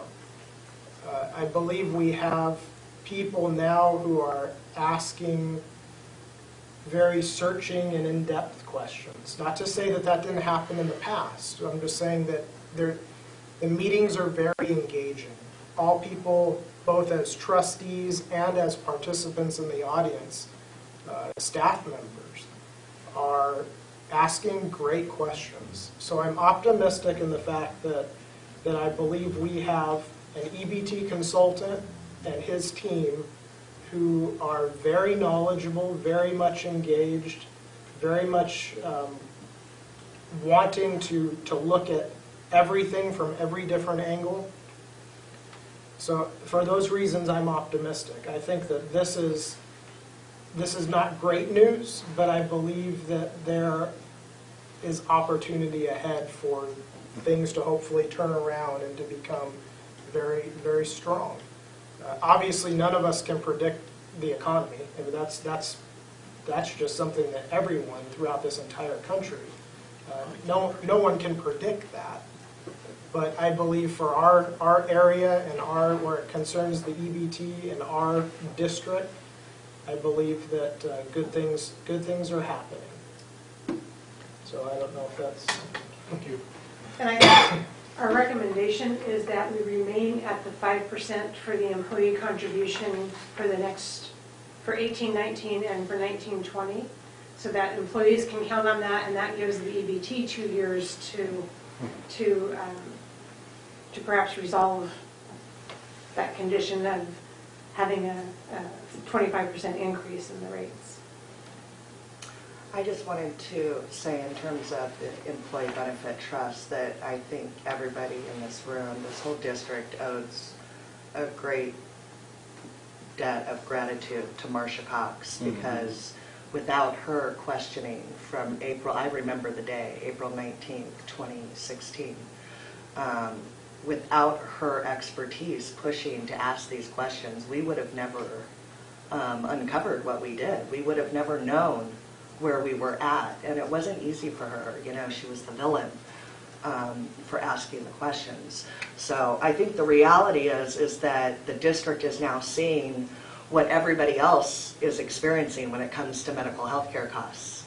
And you know, when we're a district asking for our taxpayers, for our community to do overrides in bonds, because we need more salary, we need, you know, better infrastructure, whatnot, and we're subsidizing the health care costs and not doing our due diligence, that was a big problem for our district. So I think we owe a lot to Marcia Cox, and I appreciate everybody who's worked on it. It's not just one person, but this goes to show that when people have an expertise in an area and they're willing to offer it to the district for free, we can't turn our back on that. And we've had that offer a few times just since I've been involved, and I've seen it pushed away. So I'm just happy that this is all getting vetted out, and I'm optimistic that we're going to get it fixed too. But we are all in the same boat now, the district and everybody in the public. When it comes to health care, it's a mess, and we just have to fight through it. So I just had to say that. I'm going to ask the board to excuse me. I'm having some problems today. I'll be right back. This may be an opportune spot for a break. Yeah. Why don't we do that? Let's take a Can I ask a quick question? Okay. How many employees, Mike, if you look at the list, like I think there were 50 on the family plan, say, and so many with plus two children. Add up, just look at that. 148. 148. So we're spending for dependent coverage, let's just say 35,000. 635,000. Right. And we have over 500 employees, is that correct? Yes. And 20% of those employees are getting this benefit. 30. Is it, 30%. what'd you say, 120? Yeah, 120? there's about 30% of our employees. Are getting this benefit. I mean, it's just kind of striking to me that that's a lot of money. $635,000 is a lot of money for, say, 30%. A plan on the marketplace for myself and my wife, because my children are covered differently for a variety of reasons, but is a $24,000 a year investment for just us. That's what we've done to healthcare, and I'm stuck. I have one provider I can go to. I have to choose the plan that's the best dollar benefit, and that's the best dollar benefit. Right. It doesn't mean that, and I used to have the health savings account and catastrophic care. And there are a lot of things I can do to keep my costs under control that are just gone with what we've done. That's right. I know. It's bad. I know. I mean, I don't have any solutions. I just think it's striking. I mean, if say 50% of our employees were getting this benefit, but only 30% are getting this benefit, it's just what's happening to the other 70%. They're not getting any benefit from this, and I think the staff is aware of that. I'm not opposed to it. I don't know what else to do, and I like this declining. And you know, you brought this up. We actually had this conversation at our budget committee. Is because of the amount that the dependent coverage was raised, and the board committed to cover that with the other 50%. Knowing that it's 30% of our employees, if we were to put the whole cost back on them, they could not work for us. Right. And so could we afford to lose 30% of our employees if we didn't pay for some of that coverage? So, you know, it's a dilemma. I think, too, that this gets into a definition of some things that we kind of get confused as we start to talk. And equal is not equitable. And to me, when I look at something like this, it may not be perfect, but at some level it's equitable. It doesn't mean it's equal, but it means that we are being equitable and trying to do the right things. Right. I understand. I just think we have to be thinking about that and be aware of it. We actually have had that conversation at the committee level as well. Sure. All right, we'll take how many minutes? 10. 10-minute break. Be back at 10 till. I'm waiting for the Japanese to start getting this. Yeah. Are we ready? Yes. You can hear back there, right, Kathy?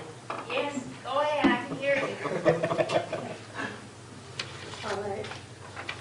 Well, we spent quite a bit of time with all of the background information. Wanted to have the board to have a good foundation of why we're making the recommendations that we're making. And so this next section is the actual recommendation that we have for the override. Then we're going to spend a little bit of time looking at staffing and some other information, and then what our final recommendation for the board will be. So for the override, during the 17-18 school year, we talked about doing an additional year of longevity supplemental pay for 18-19.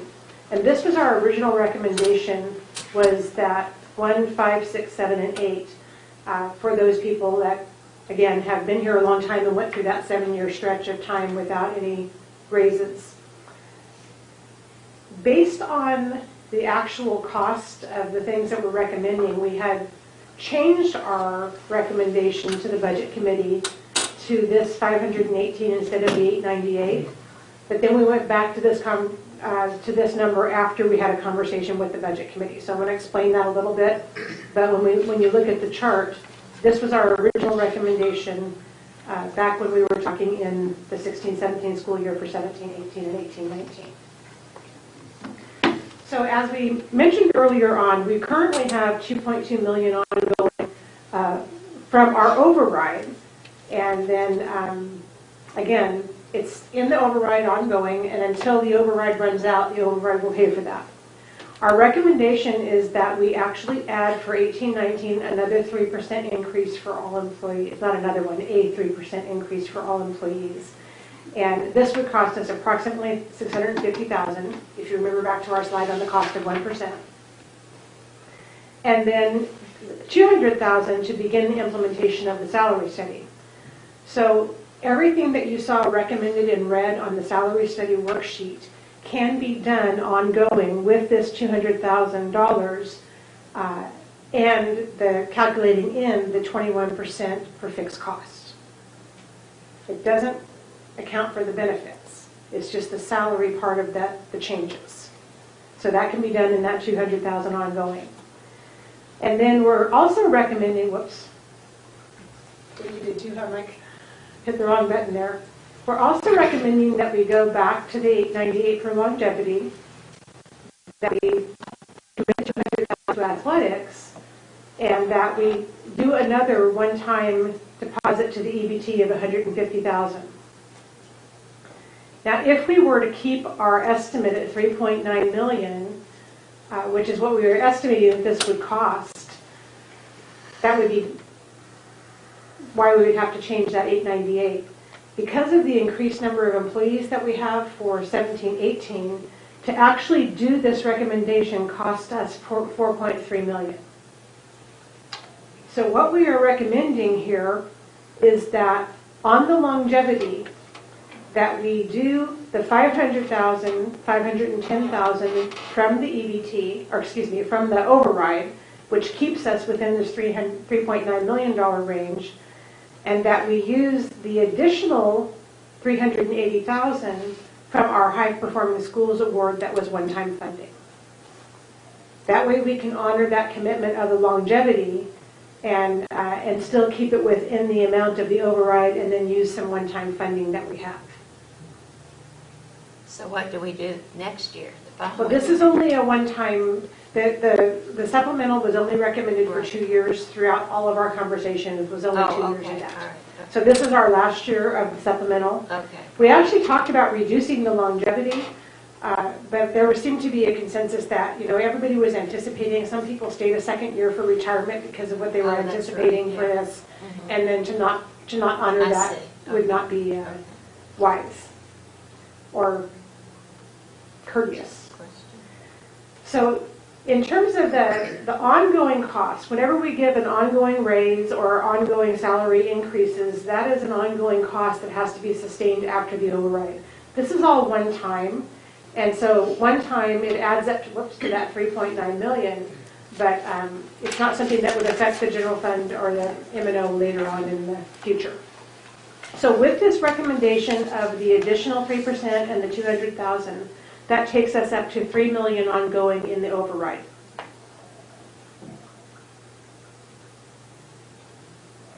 So basically, this increase in salary, the implementation of the salary study, are the commitments to the override. The increase to the benefits, the 10%, is not in the override. So we talked about that whole EBT piece. That is not included here. But it does help us, since we weren't able to go up to the 25%, to put a little bit more into the trust. So once we settle for 18-19, we have considerations for the future that I think we need to think about now, because every decision that we make for 18-19 is going to affect the future. And looking at the salary study, if there's any other areas that or because of the implementation of Prop 206, if there's other areas in classified that we need to address, those are ongoing considerations. Obviously the insurance premiums and the enrollment trends and the current year funding, but also the state budget trends. Now that might be a positive, it might not be. Again, the actual tax dollars, and then also M&O staffing formulas, which we will talk about here in a couple minutes. So just where it stands right now, We talked about 3 million ongoing. Again, another 54,000 to increase the minimum wage 50 cents and adjust some classified salaries to avoid compression. That only leaves us 774,000 remaining out of the override to do anything else with. And that's one time, unless we want to commit to additional ongoing funding. 1920, we're already, just by virtue of implementing the minimum wage, we're up to 3.125 million ongoing out of the override. This may be an amount that we want to talk about for, as we get farther into the EBT conversation, is maybe this becomes compensation for all employees through benefits. And then in 2021, we have the big hit on the Prop 206, again, $1 an hour. That's going to cause a lot more compression, and this is going to be the 3% that we're adding this year plus the base from last year is going to help us when the 50 cents an hour comes up next year, but it's not going to help us when we get to the $1 an hour. That's going to cost us more money to do. And again, at that point, we've committed to 3.266 million ongoing, and there's only 633 left in the override that year to do anything with. So you can see you can't commit that 774 ongoing because the following year you won't even have that much to do anything with. Then if we do nothing in 21-22, that's our 3.266 ongoing. There's 633,000 remaining that we can do something one time. And then 22-23, we get reduced by 1/3.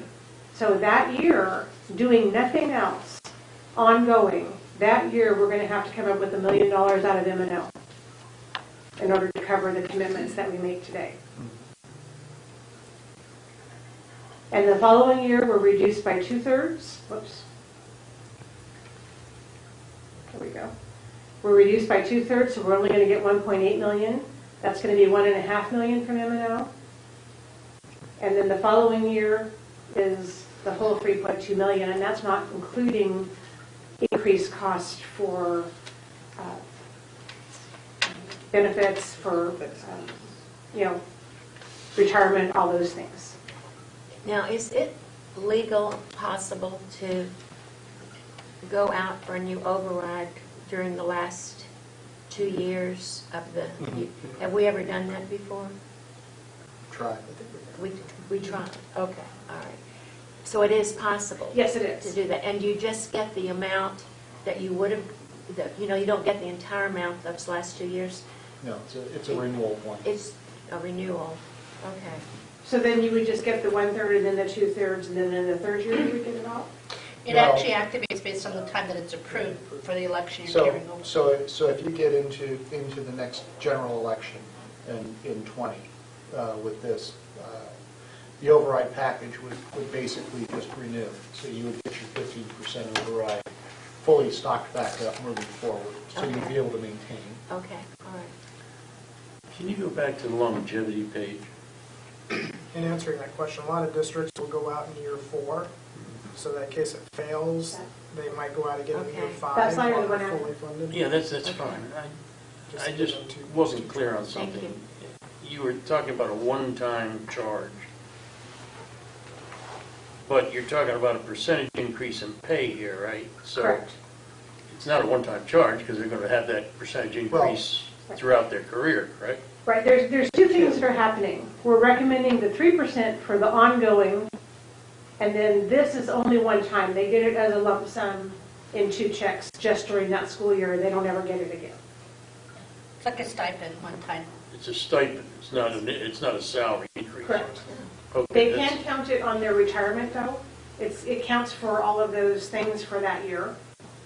But it is we legally can't do a stipend, but it's a supplemental award. Yeah. Well, under our system, when is someone vested for retirement? I'm going to defer because I have no idea. Well, they have to have 80 points to be able to retire. So that's their age plus the number of years they've been with the school district. So once they've received those 80 points, they're able to retire. I was just wondering if we were leaving ourselves open to a flush with the 20 years at 8%. How many people are we talking about bailing on us because they realize they've maxed themselves out. You understand what I'm saying? So the 8% is that for the longevity supplement? Yeah. Yeah, they aren't going to get that.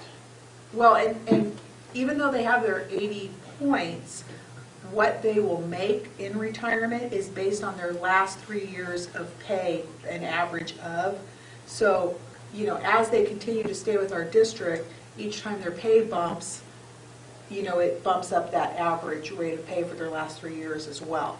Yeah, I mean, I haven't sat down and worked the numbers, but I know, I retired 3 times, that's why I'm bringing this up. I know that in one case, I retired because I took a look at it, I had the points, and I said, it'd be stupid for me to stick around when I can bail and start drawing a retirement check, or have my retirement check standing by when I hit 65. Well, I'll share with you, we've got people that have retired and come back on PREO that wish they would have stuck around because they're missing out on these raises and these longevity amounts because their last 3 years of average 3 years of pay would have been bumped up and they Okay, would well, have gotten. you've worked the numbers, I Yeah, haven't. I they just would want to have make sure received we're more. not putting Yeah. ourselves in a position where these people begin to bail out because they see maximum benefit, that's all. And we will have some that will retire next year because this was the last year of longevity. For longevity, Absolutely yeah. will happen. That's somebody. Yes. I don't know if I'm allowed to ask a question, but based on the tax cuts, will they also show an increase in take-home pay because of the current federal government tax cut that went through? Oh, yeah. Oh, yeah, They should. How's that? Huh? They should. they should. Okay. They should be seeing that. So that, Yeah. they'll be happy about having some extra take-home pay. Thank you. Yeah, they should be seeing that now. Let's have 200,000 for athletics go into this. What'd you say? What'd you say? Okay. One of the things that we brought up earlier was the administrative salaries. Oh, that's- And it could be any cost. When we He had a question. It's a good question. He wanted to know if the 200,000 for athletics, was that for stipends? And It is. It's for stipends and substitutes to cover their classes when they're traveling. that's all it's used for? That's what we've budgeted. for, Okay. yes. All right. Because it's part of the override, it has to be used for salaries. Oh, that's right. Yeah. Okay, I'm sorry. Okay. Because at one point it was taken out of tax credit, now it's strictly coming out of M&O. Okay, thank you. I thought you know. Are we doing a cost study on athletics? We are in that budgeted amount there, we shouldn't hit that 200,000 mark, we should be under that. At this point, because stipends pay throughout the year at different points in the year at different times. I don't have hard numbers on that yet, but current trend shows that we're going to be under that. And that is also the last year we have the 200,000 in for athletics, because we're hoping that by having these 2 years now, we're able to balance that budget out a little bit. So we mentioned earlier about the administrative pay, and what we did find that for our surrounding districts do offer full family benefits to administrators, whereas in our district it's only directors and above. But we did have, including their 301 at 187 days, 100 teachers would make more per day than 3 of our assistant principals with all of their fringe benefits at 261. Out of that 170 of those teachers made more per day than our elementary principals at that. And so that was part of the reason we wanted to look at addressing those specifically. And we believe that this has been addressed via the salary study now, so we shouldn't have this issue in the future. So our parameters when we started this 2 years ago was to limit our ongoing costs to $2 million. Obviously, we haven't met that. Here's hoping that the state increases our funding to increase how much we're putting in our ongoing. We did want to address all of our promises that we made to the employees, and we wanted to be as equitable as possible. And I think,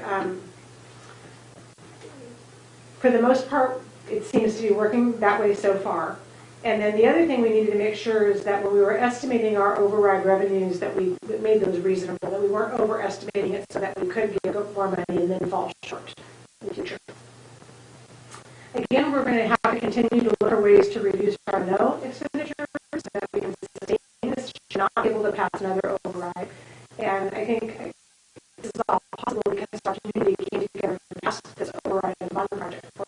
we want to continue to communicate how grateful we are that we have this opportunity, because in fact we have had a much easier time hiring staff this year. We have fewer that are leaving because they feel that they're being adequately compensated. And so we do have our work session tomorrow, and then our special session will be then to take the information that you're receiving this morning and actually adopt a recommendation at that time. All right, so as we're talking about our budget, we have some other information to consider. Staffing ratios, the magnet survey results, and future budget commitments. So I want to start out with the staffing ratios, and I have a handout that I'm going to pass out, and you want to explain it? Oh, no, I was going to pass it out. Oh. I was going to be the passer. Okay. No, I'm all right. I'm good. He hates coffee. He's not American. So you're going to start looking at this, I know, as soon as you get it. But what I wanted to show you is how it is laid out. So on this sheet, we have staff counts and ratios to students. So if you look on the upper left, we have Smoke Tree Elementary School, and it shows you is how many square feet that school is. And then the student counts, and notice on Smoke Tree School or preschool, because we do have a special education preschool at Smoke Tree. And it tells you how many staff accounts for all of our schools, and then what the ratio are. For example, the custodians here in the middle of this chart. Smoke Tree has 2 custodians. If we look at their ratio to students, they have 1 custodian per every 233 students, or if we include the preschool, it's 1 to every 252 students. Whereas when you look at Havasupai, their custodial ratio is 1 to 261. Starline is 1 to 422. So these are the areas that we were looking at to look at our staffing. So I want to give you a moment to study this chart. Going down the side, when you get over to the far right for the middle school and the high school, the teacher to student ratio is off, and I'll talk about that in the next slide.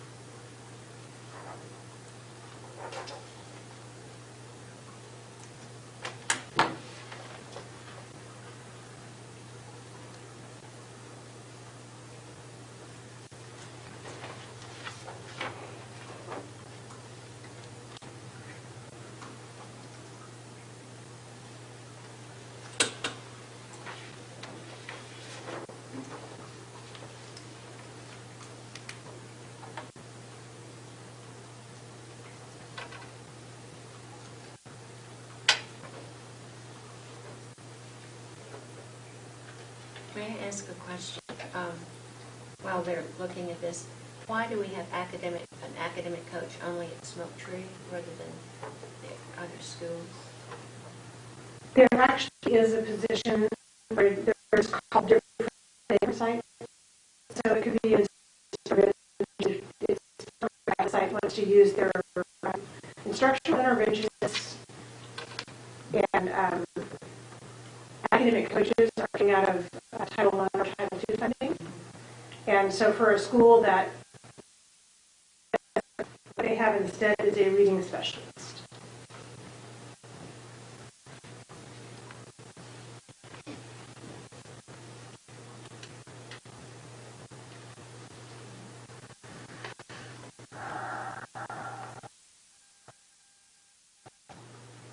And where does security for the high school, where do those positions come? Those are showing about but just up from the bottom, about a third of the way, security, you'll see 4 of them over there. Where does that, the funding come from?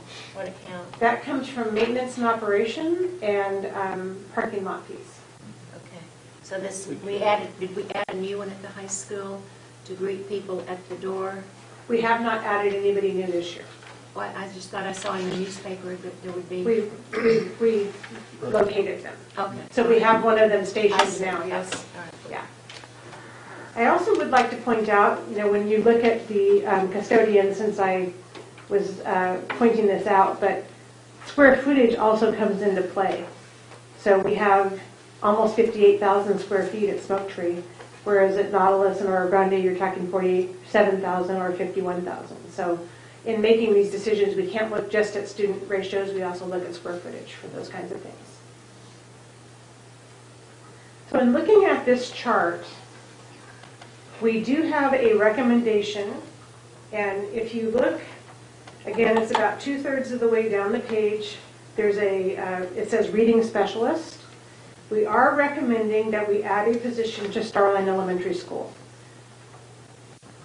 Starline is the only school that does not have either a reading specialist or an interventionist. Jamaica, we are paying out of M&O for a reading specialist. Because they don't get title funding, we are not doing that with Starline at this time.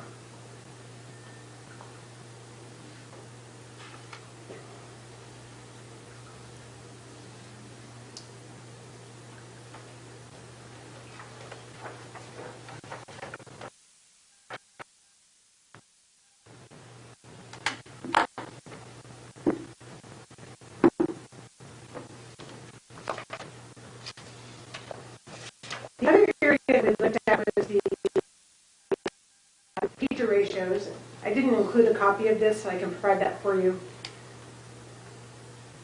So we were looking at the number of teachers that we have and whether we're following our ratios for our student-to-teacher counts. When they high school, they have 71 teachers, but they only teach 5 out of 6 periods. And so you have to adjust that. So they actually have the equivalent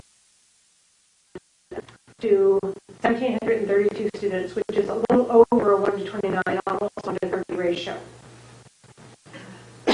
At Thunderbolt, they teach 4 out of 5 classes, so 36 at a 1:32 ratio. Now, Thunderbolt, they have 2 intervention teachers that are paid for currently out of their title funding. As title funding reduces, then those numbers may reduce in the future, which would increase their ratio greatly.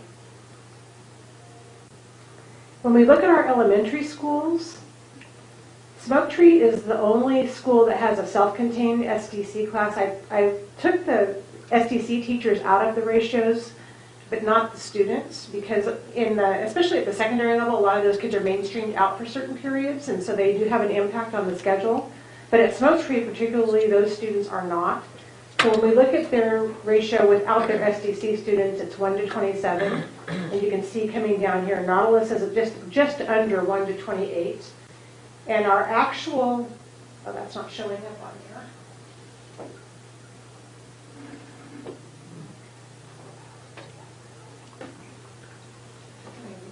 I can see it on here, so there we go. Our actual, when you look at this suggested capacities that we have, the overall suggested capacities is a 1:28 ratio. So when you think about a 1:28, you can see where we fall.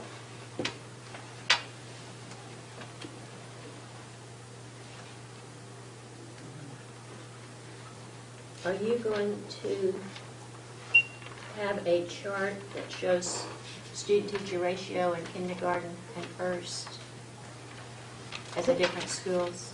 We have that on the attendance chart that I showed earlier. And the issue, and I could go back to that chart if you want. That's okay. Yes. The issue that we have is our kids don't come in neat packages. And so we have a couple of schools that their kindergarten class sizes are large and a couple that they're small. But particularly at our smaller schools, when you only have 2 teachers per grade level, if you want to adjust those class sizes, you would have to have a combination class at every grade level. And so it makes it a little bit difficult. Is it about 1 to 29? Well, they're running, probably, that's probably the closest ratio is around 1 to 29, except for Grande. Kindergarten and first, something like that. Both 1 to 29 for both kindergarten and first grade. Is that what we're running right now? I don't know. I think it's probably close to that. Okay. Yeah. Okay. Yeah. And we're a little under at 5th and 6th grade, depending on which school you look at. So at this point in time, we have asked Mr. Becker to see if he can find in his attrition this year 2 positions, so that we would be able to reduce the staffing at the high school by 2 positions. And then how would you use those 2 Well, positions? Just get rid of them or try to reduce the ratio? For Actually, we're going to talk about that here in a few minutes. Sorry. Yeah, that's okay. Moving ahead. Me on. So we have a, yeah. Okay. All right. That's the information that we have on staffing. Do you have any questions on staffing aside from the recommendation question, which we'll get to?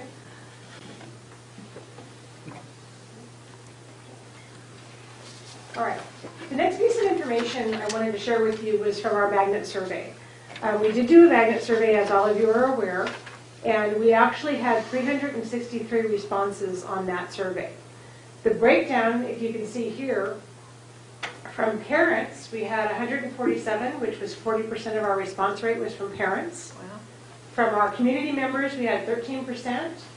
Our teachers were 30%, and staff members were 16%. For a total of 363, which was a fairly large percentage for that kind of a survey. So you can see the breakdown here.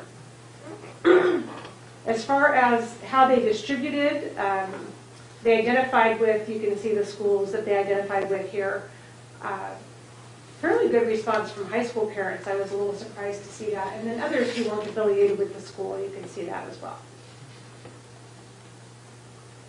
When we actually asked the question that we should open a classical magnet school, we had a 77% response that yes, we should do that, with 22.8% saying no, we should not do that.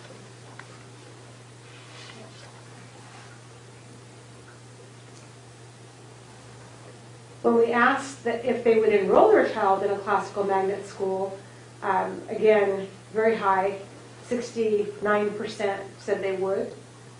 However, all of that 69% doesn't necessarily have children, so, and 31% no. And then the question would be, I would support this magnet school. We had a 65.5% say yes, they would, with time, materials, funding, etc. So actually committing to make some kind of support. And then in terms of transferring to teach at a magnet school or work at a classical magnet, we had 21% of our teachers that were interested. Of those that responded, that was 76. 30% that were not interested. And obviously several respondents that was not applicable for them. Okay. And then we had a whole section where people could make comments.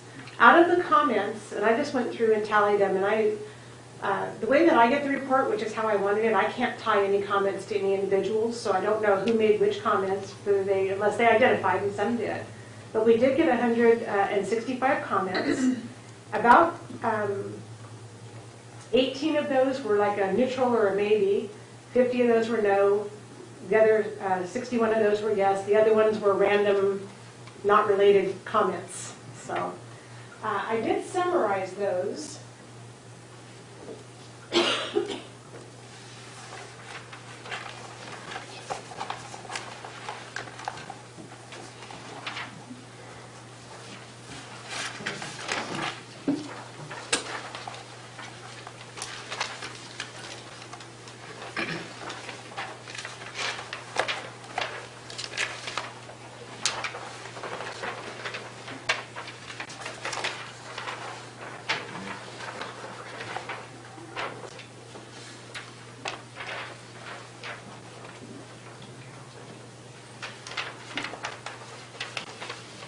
So there's a couple of samples I just pulled out and summarized. But basically, the people who were neutral, these were the kind of comments. And so I just kind of paraphrased them. Generally, they said things like, our schools are doing just fine, there's not enough information to answer the questions. They would support this option, but not for their kids. And then another one was that my kids are already doing great in our schools. So that was the kind of ones that I kind of counted as neutral. And then for the ones that said no, they were fairly emphatic on the no answers. I wanted to give you a summary of what those responses generally said. This was a sample. The one that's in the box is one that I actually pulled out of the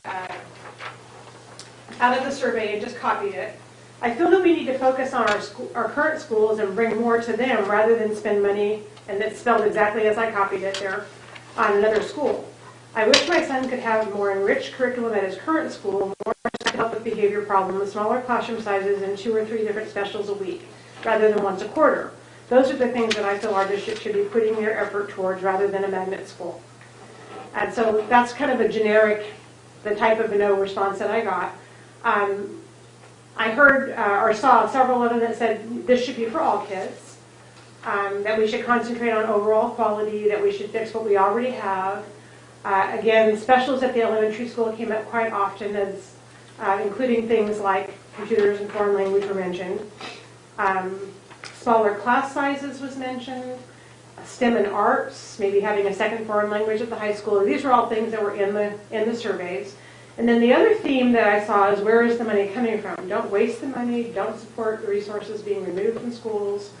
And this was a couple of them were, this will not meet the needs of the future employers. We should be focusing on math and STEM.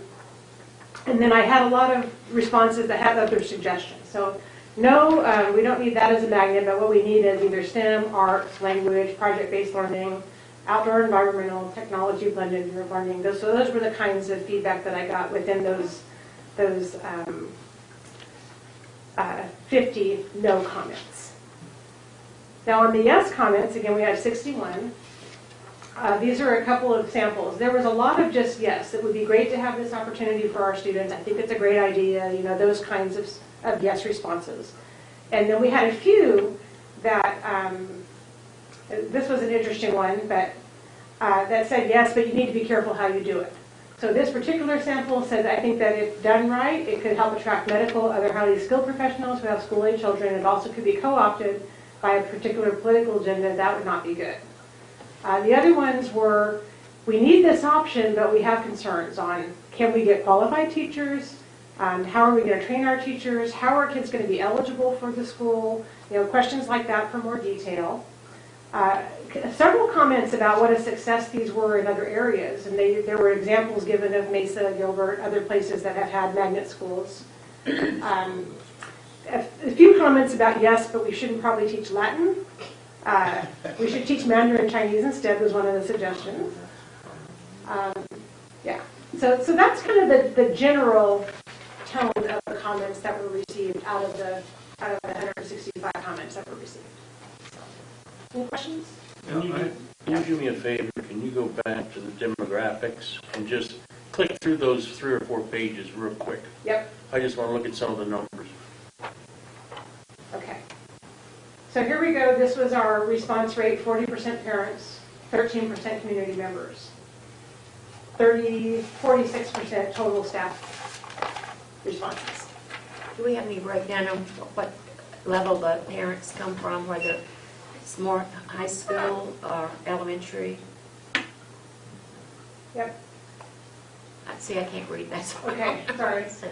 We had 48 responses from Starline, 17 Smoke Tree, 35 Jamaica, 16 from Havasupai, 9 from Nautilus, 21 from Oro Grande, 58 from Thunderbolt, and 80 from the high school. Total responses. Where is this coming from? That how on this magnet school? Where is this initiative coming from? I can give you some background on that. Okay.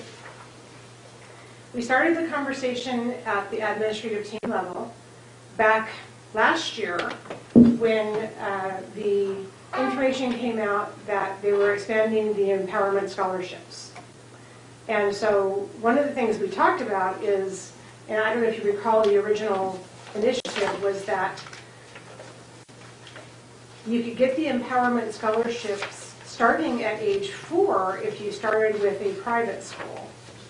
And I don't remember all the detail of it. There was some real concern that we would be losing students to other options, including the private Christians and the charter schools, because they could, and homeschool, okay, for homeschooling. And so we began the conversation about what would be some of the ways that would attract students back to our district that were currently choosing those options, and looked at actually many of the suggestions that came from the public there.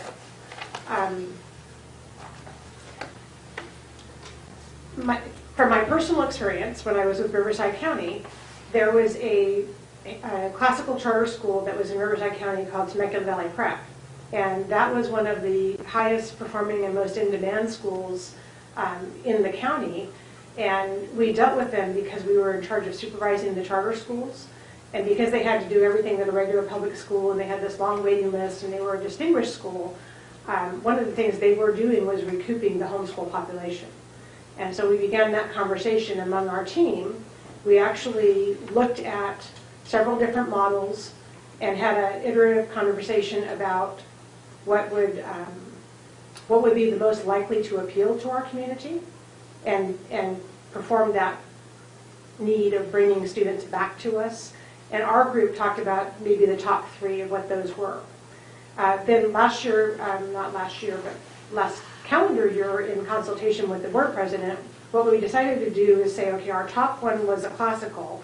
Instead of giving people a choice, let's start with just a survey about that and find out what the interest is. If there's not enough interest, then we would go to the next step. And that's how that came about. Because, you know, they cite Gilbert and Mesa, those are big school districts that can do this. And I can remember when we had the gifted program, which was it up at Starline? Still is, And we relocated them all because at one time we had changed the model, but it's back. But it's back at the same thing. And that doesn't seem to be enough. But would it have to be a separate site, or could it be at an existing school? So the recommendation that I would make if we determined to go forward with this as an option would be that it start as a program within a school, much like the gifted program is, and that we choose our smallest site to do that, so we could pull some students from our larger sites to that site because it's small. And also that site is located near the other Christian schools that are out there, as well as HPA, so we might be able to, people are driving their kids there anyway, we might be able to attract some of that population. Okay. So not opening a whole school unless there was at some point where it built to the point where it could fill the school. Right. But first we wanted to see if there was even an interest in the community to do so. Yeah, and then the parents have to take their kids to the site, even though we're, like we have the neighborhood schools and stuff like that. Yes, they would have to. What is on these kids, how many of these kids that go to these supposedly real good schools come back somewhere like in the the junior high or the high school? Are we getting those kids back in? We're getting, from the Calvary, we get them in 9th grade, I believe. And so they do come back to us for high school. With the homeschool population, it's hard to say. And is there a follow-up on how these kids perform in regards, a comparison to the kids who have gone through our school or are in the public school system? We have looked at the comparison with those coming from TELUS. I said they do not perform as well. The ones from Calvary that are coming in at the 9th grade, I can't speak to that, except when we look at our top 20 kids, there are a few who started out with Calvary. And of course, a lot of that would depend upon when they make re-entry into the public school system. In other words, if they're going to these schools at an early age, and all of a sudden they come back in, and maybe the remediation is all done early so that by the time, because, you know, I get into this situation, I've known a lot of kids here in town from, you know, well-educated families, and they've gone through the public school system, and they do real well. And I mean, what I'm saying is, maybe we can deliver the same type of thing within the existing organization. And, you know, and it's just like you're telling me that so these kids come in and they're not performing as well. I don't know what people are thinking of. Because when I send my kid to a school, I focus upon the thing that's up there which says school. And either are they performing or are they not. And I just, I know that we run into that because the thing is, the public school system is we're accused of everything. Right. And all of a sudden put your kid in this special school, but in the time I've been here, I've seen that kids go through these schools, these public school system, and they do a heck of a job. And the difference is who you put in front of the classroom every time. And I mean, that's my opinion. And it was really pretty overwhelming that in the results, people think that we're doing a good job. Some of them would like to have that, I don't know, just more of a traditional classroom, and that's what they were looking for. And my kid went through the gifted program, and I mean, it was good. And I think it was run real well and stuff like that. And but I never got wrapped up in the idea that because he was my kid, he was a genius or he was so exceptional. I guess I was sort of matter of fact about, oh, this is a good thing, and he got a great education. Mr. Ward? What I worry about is I taught AP for my high school, and looking at the survey, we don't have any way to know, but I'll almost bet you that 46 or 56% were people that were going to send their kids to a magnet school anyway. They were going to send it to another school if they had the opportunity. And I'm afraid we're skimming the students. We're trying to get the high-class students into a high-class program, and the rest of the school doesn't matter. I mean, I really do. I've taught AP and dual credit, and I saw us usher those kids through there, and they were the top 5% of our school, and that's all anybody cared about. What were your AP results? What were your dual credit results? And like you were saying, getting these kids to come over here from, let's say, Telesis or somewhere else. John and I were talking about it this morning, and I said, we are not in competition. We should not be marketing our school. Our job is to provide a product. And if we provide that product, it will market itself. And I think these programs are just that. They're programs, and they serve no purpose other than to skim the top of the student body, to take the top of the student body away from the rest of the school. Well, it depends on that school's philosophy. I know when I was at the high school, we had only AP classes, and then we started putting dual enrollment in, and we let students who wanted to register for dual enrollment go in and take a chance and let them do it. And with the teachers, it was kind of a different philosophy. With the AP teachers that we had at the time, you're right, that they had, they were looking at the final scores that their kids were going to get. But we pulled it off. Denise, I don't know what it was like when you were there with being very selective about the kids going into. Well, they had to pass the compass test. Yes. But after that, there was we no had a other- large population of our students that took dual that took enrollment. a large population took dual enrollment. We did, in the survey results, and so they didn't all call out particularly, but I did have at least one response that said I would bring my child from the CCA to this school. and I also had an HPA school response. So, so as far as targeting populations that they currently don't, what we offer now, which I think is very good, is not appealing to them because it doesn't match the structure that they're getting at like the Christian Academy or HPA. And so this would be one other opportunity to offer an education that would be appealing to another component of our community that we're not meeting their needs. As far as skimming the top off of, I think we kind of do that with the GATE program at the elementary level, but then all of our students go to the middle and the high school, and that's now advanced track for those who choose. At the elementary level, we have a lot of parents who choose not to send their students to the GATE program because they like their home school. And so I don't know how many of those numbers are. I suspect that we could find that out. But they have a choice. Yeah. You know?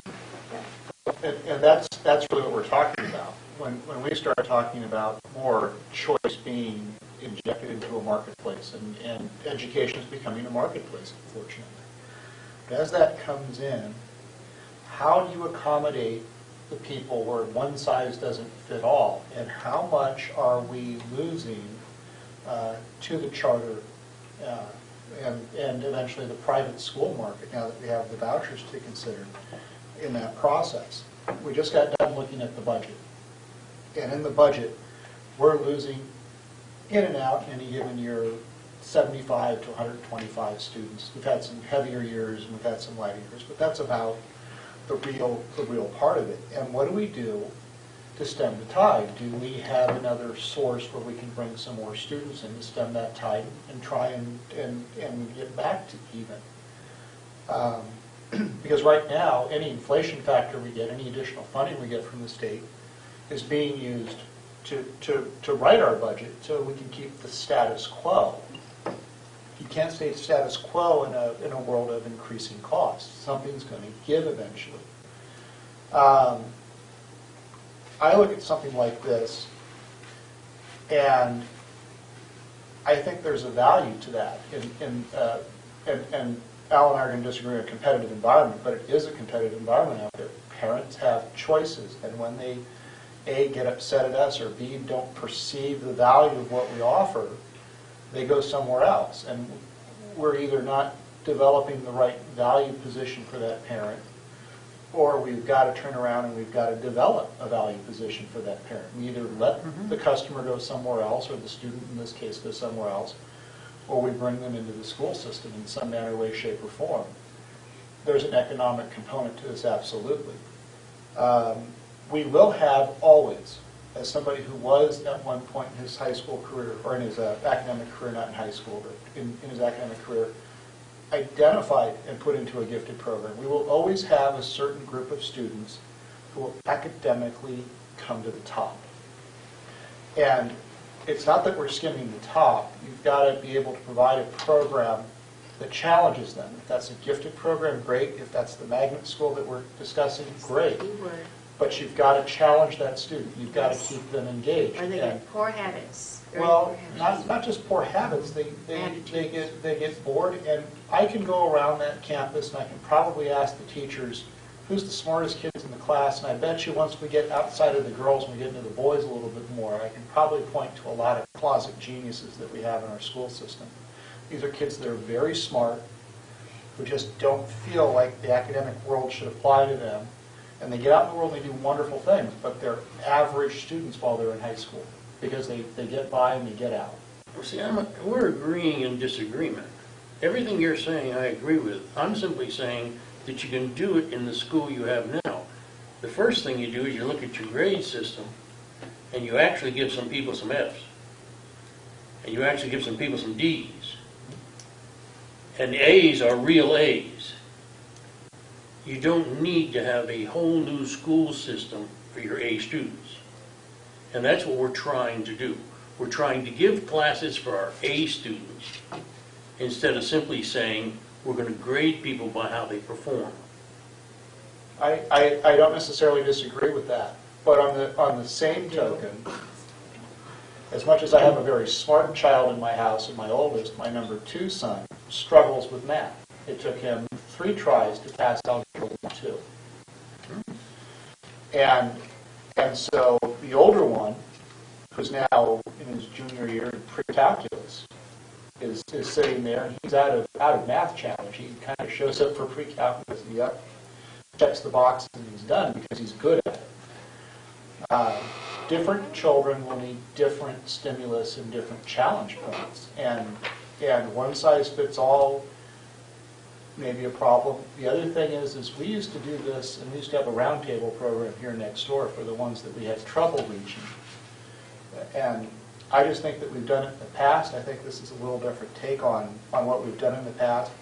And by the way, if this is successful, if we have some really good success with something like this, nothing says it's not going to grow or transmit to other schools, or people won't pick up on some of these things. How are we going to judge success? Are we going to judge success by our overall improvement in student scores? Or are we going to judge success by, did we get 50 students from Telesis? Yes.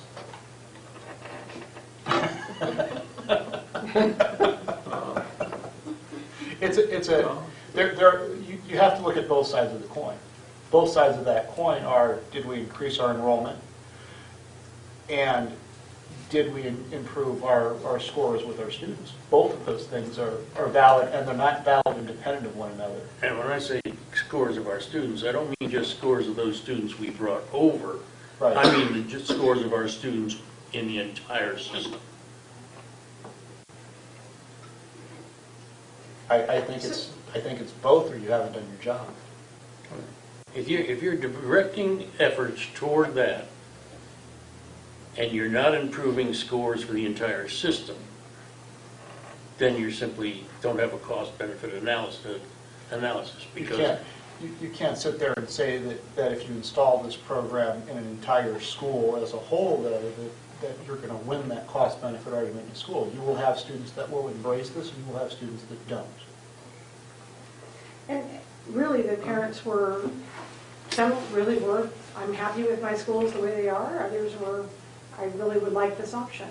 When we were doing our analysis, frankly, it was about how do we attract students to our district, as opposed to choosing options that are not with us. Why are we not meeting those students' needs? What are they looking for? And so we were missing something if they're choosing to go elsewhere, and it appeared that that would be the most likely program that would attract students that were choosing the options that they're choosing. And the people who responded with all of those different comments, that was pretty clear. There were comments in there as, the reason I'm leaving is because we don't have this kind of option. I mean, there's a number of things that were in there. But the other piece of this was, and there were a lot of comments about why aren't you doing this for all your schools? Well, one of the things is that it truly isn't appropriate for every single child to do that type of a focused education.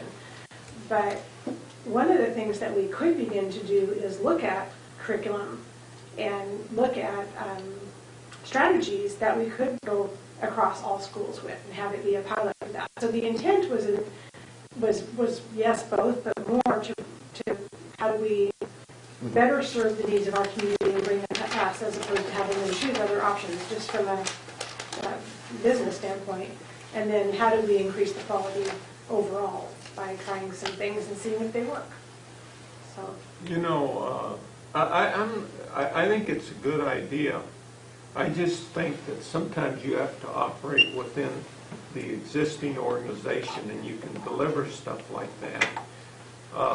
Because we should be challenging every kid, but I can remember when they had the roundtable program over here, right? And then we moved it back to the high school because we just didn't have the money. And so evidently what happened is, hey, we're delivering that back at the high school within the existing organization. I'm all for rigor and critical thinking and all of that. I think that ought to be delivered. I think there ought to be more AP classes up at the high school. But then what happens is you get into the staffing issue, and we're talking about reducing 2 teachers at the high school. And I can remember when we started out with the AP program at the high school, and Rod Hine was the teacher, outstanding teacher, and he had like 83 or 85% of those kids within 3 years scoring 3 or higher. Now, those kids existing right in the general population, that's an incentive for a lot of kids to do good, even though they may not be in those AP classes. And I just get concerned about, and I agree with John that there is a little bit of competition, that you have to draw people in, but somehow you have to get the message out to the public that we're doing a real good job, and that our kids do real well, whether they go on to college or whatever post-high school education they get, or whatever they go into. You know, I understand that because I was at the high school, Joe Melly and I were at the high school when all of a sudden the charter thing started. And guess what? In every community where a charter school came in, kids left for a variety of reasons. And some of them were that, hey, my kid's not doing very well in the public school system. It's a little rigorous. And then all of a sudden you'd have kids come back. You know, and stuff like that. So when you offer people, it's just like if you go, and I know this is a simplification, but it's no different than why does someone choose McDonald's over Wendy's? And they may just be, you know, well, that's good today. It's frustrating for me in education that they're not focusing on the quality of education that the kids are getting, you know. There's another problem that develops too. Like I said, I taught AP and dual credit. And this is a problem nobody wants to look at. When you do this, and I taught AP, dual credit, and I taught level classes, you can walk into a level class and tell the difference in the type of students sitting in those chairs. And all they're associating with all day is those other students. They're not associating with the AP students. They're not associating with dual credit students. They're associating with those students. And we don't want to ever admit that that's going on, that we're segregating students, but we really are. And I used to have to take my level classes, and I would take their rigor sometimes higher than my AP class, just to show them they could do it. Because they didn't believe they could do it. Well, just remember that at the high school level, you have a rich extracurricular program. The kids from all levels, academic levels, have opportunities, and they join together, whether it's sports or putting on a play or whatever. They do have those opportunities, and they're not segregated to the degree you might think. So I see this differently than everybody else. What a shock, huh? I don't see this as skimming our AP kids at all. That wasn't how I thought about it or even had discussed it when I had talked with Diana on occasion. As a matter of fact, I can distinctly remember hearing that we should probably look to starting it not with the advanced placement kids if we were to go down this road, because if it were to be successful, it would have to be with a combination of kids that are coming from the ELL courses or whatever. The whole point would be to start at an early grade so that they could adapt to the curriculum early. Did I misunderstand that in the early parts? Okay. So this isn't about, in my opinion, test scores or anything. It really is about choice and this classic liberal arts education, that the model that we used to have, that we've gotten away from. And we do see parents that are spending, not in Arizona so much maybe, but other states, that they spend an astronomical amount of money to send their kids to a private school to get this classic liberal arts education. Why are they spending this money to give them this education? That's why I think it's special. That's why I think it would be important to give it a shot. Of course, it plays well with the competition, with the charters and the ESAs and what have you, but I wouldn't want this to be for the smart kids. That wouldn't be what I was looking for. I would want this to be an opportunity for a different style of school that was focused on different things, and the classics. And when I look through the curriculum provided, from Hillsdale, and I think, Kathy, you looked through it too, it's impressive. It's very impressive. So I look at it as just an opportunity for us to do something different, to compete. So if we wanted to attempt this, my suggestion, and even in thinking about it originally, would be to look at it as a program, a school within a school, until it became big enough to take over our school perhaps, but a school within a school, and then the students would still matriculate to our middle school and our high school, and there would be essentially teams that would have the training to follow through with what they had received at the elementary school. And then by the high school, it would be, again, some specific courses, but into the AP, et cetera. If we wanted to do this, we could start K1, K1, 2, and just see what kind of interest we get. Again, we haven't talked details about this, but my suggestion would be that we actually start a classroom at Oro Grande at the K and the 1 and maybe the 2 if we think about that. To go to it, but also perhaps fill it with kids from Oro Grande to see how they do in that curriculum. And then that gives us a chance to pilot the materials, grow the program a little bit. And what it would actually cost us, it would be within our own district, so unless we got way more kids from outside just our would be the current staffing ratio. We wouldn't be having any staff to do that. We would just be realigning the classroom. I spent some time researching materials. And I started out with the Hillsdale curriculum. The issue that we have right now with the Hillsdale curriculum is that the texts that they've identified are all out of print. I spoke with the principal at the Las Vegas school, and she was basically sharing that they find their stuff on Amazon and do some other things. I've got a call in at Temecula Valley Prep. I want to find out what they're using for materials because they started with the same foundational curriculum, and also I want to check out the Great Hearts because I want to see what they're using. But to get started at K2 for a classroom would be about $100,000. And then if you think about the planning time, the training for the staff, some summertime planning, et cetera, making sure that the classrooms are set up at the site appropriately, I estimate another $50,000. So if we wanted to try it, it would cost us about $150,000 to do a pilot to see how it goes. Are you thinking of doing this for the fall, starting this in the fall? Yes, that was the idea.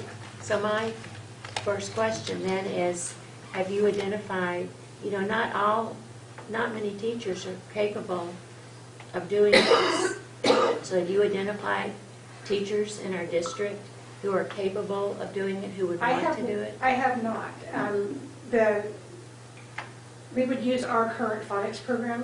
It's very good and very robust. So that piece so we have some very highly trained teachers. Okay. The idea would be to open it as an application from within the district to who would like to teach this class and do an interview process and then a training process. So you would be looking for one K and one first grade. You might end up with the K1 combination. Who knows? Yeah, I don't know what kind of interest there is. This is the preliminary conversation first with all of you. But I wanted to give you a sense of what that would cost.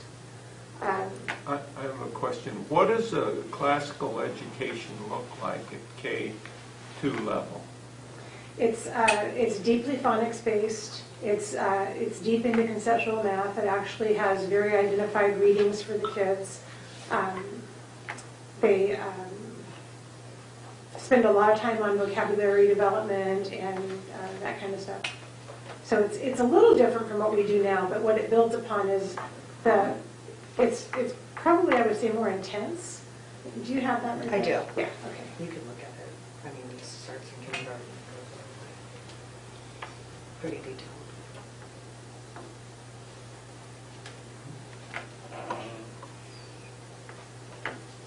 And as we were talking about this, I do want to share this because I'm not, at the same time, we were talking about the whole concept of all of our elementaries, the specials, the kinds of things that would help them all become more robust. I was particularly impressed by the art and music curriculum that are in the Hillsdale, which I think we should have for all of our elementary schools. So some of the things would go across. I started out, as the team knows, with some recommendations for adding some additional teachers at the elementary. And frankly, I backed off of that, but I want to share the proposal with the board. If you don't mind, if we kind of continue the night conversation around the bigger budget conversation. Okay. I think your mic went out.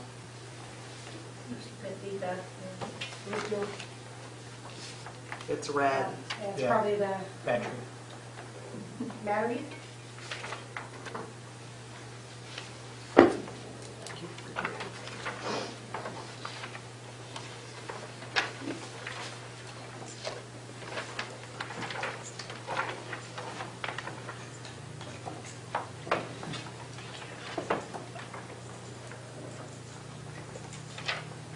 So with this, that was just passed out to you, this was the worksheet that I put together for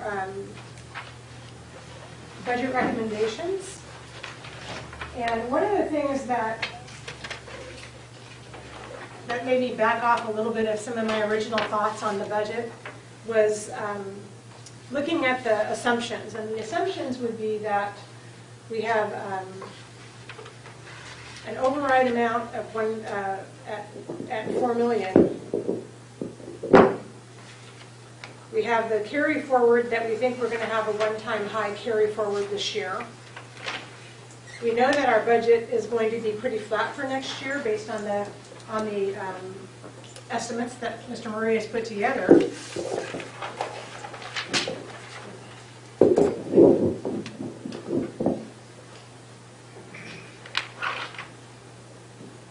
And we do have a recommendation that we keep our carry forward at around 5%, just because of the fact that we don't want to be in a situation like we've seen other districts where they're down to not having enough cash flow because of the difference in the current year funding and those fluctuations with the estimates. And we do want to spend down some of our restricted dollars. But as we go through this, I want to talk about what are the unknowns. We don't really know what our final state budget adoption is going to look like. And we really don't know what our ongoing EBT commitments are. And again, how is our ADM going to fluctuate? Are we going to continue to reduce?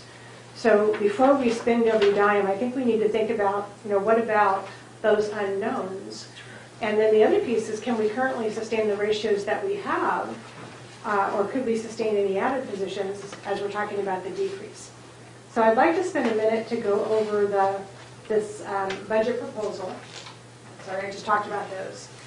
And I did add in red, for everything that we do, there's going to be an implication for the following year. And I want us to keep that in mind. And again, that's partly why I'm concerned. So in the handout, I'll just go back to that. You've got it here in front of you. If you look at the staff compensation, I have maintenance and operation ongoing, override ongoing, override one time, other ongoing, and other one time. And so we are recommending that the 3% for all employees come out of the ongoing override, that the salary schedule come out of the ongoing override, that $518,000 of the longevity supplement come out of the override one time, and that another $380,000 comes out of the results-based funding and some M&O carry forward. Then going down the column, the athletics, $200,000 out of the one time, and the EBT one time. Now looking at our increase, to increase the contribution to EBT by 10%, you saw Mr. Murray pointed out that the cost is $400,000. And so right now, we're recommending that for the one-time carry forward from minimum. We're anticipating we're going to carry forward, so $400,000 come out of that. However, in 1920, we're going to have to sustain that $400,000. 15%, that's $780,000. So now we're looking at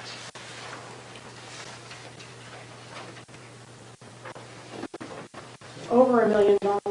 I can't. That we would need to sustain ongoing if we get that percentage from the EBT. So then if you look at the next page, implementing the minimum wage increase, what we actually spent this year was about $3,500, and that was because of the fact that we had given the base pay and the 3%, so enough people were already up. But that leftover from what we budgeted is going to help with the ongoing of the salary study.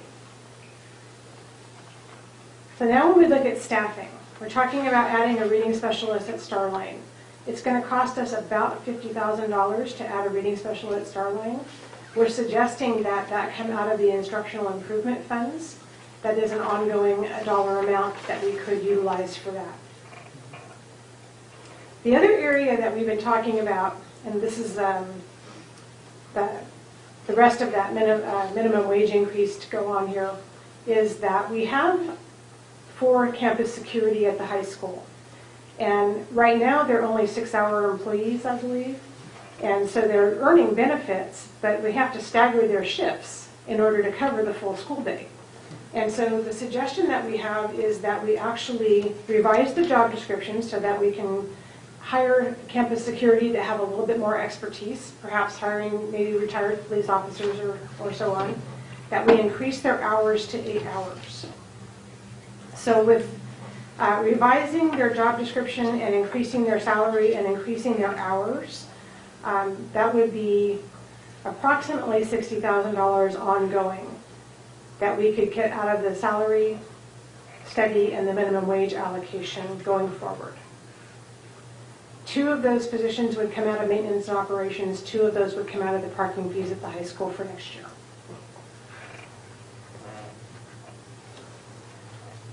The original proposal that I had, which you'll see right below that, was to add 6 elementary teachers.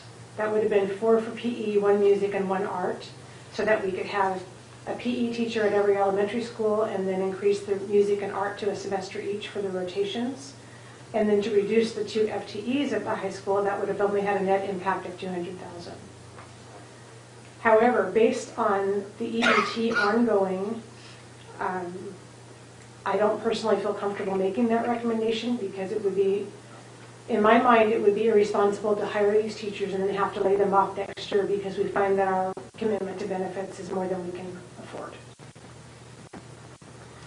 The other areas under other here is we do desperately need to adopt some textbooks at the high school.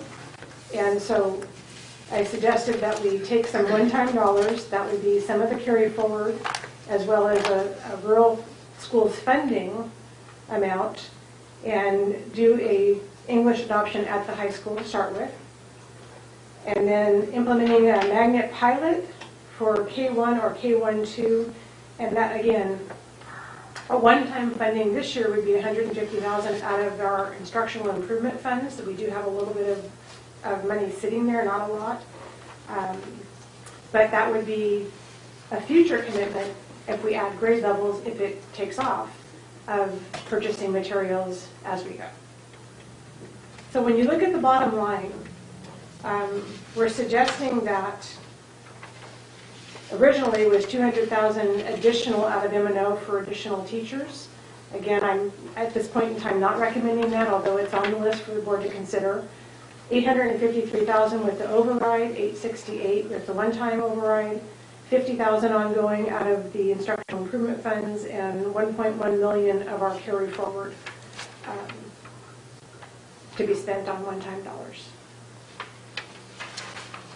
So that is the budget breakdown right now, and really the determination from the board is, out of all of these recommendations, what would you like to see ongoing?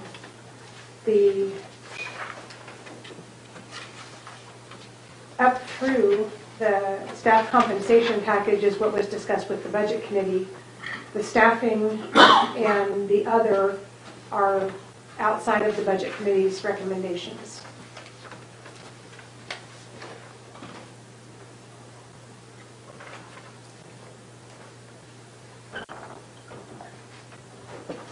So if we did have the money to do all of these staffing proposals, and then you mentioned, well, we might do this, we might do that. How far off are we from being able to do all of them? $200,000. 200,000. Did I see that, or did you just know that? Yeah. That's the elementary teachers minus the reduction of FTEs.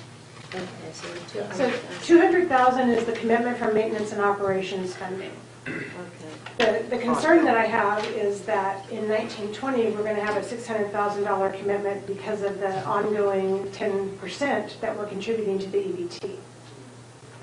And then we're going to have another $780,000 if we add the 15%, which we could do out of the one-time override, almost all of that, but it's only one time, and it's going to continue to influence the maintenance and operation ongoing for the future.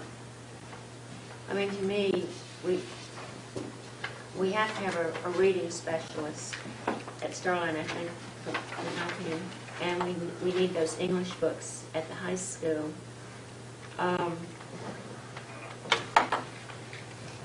After that,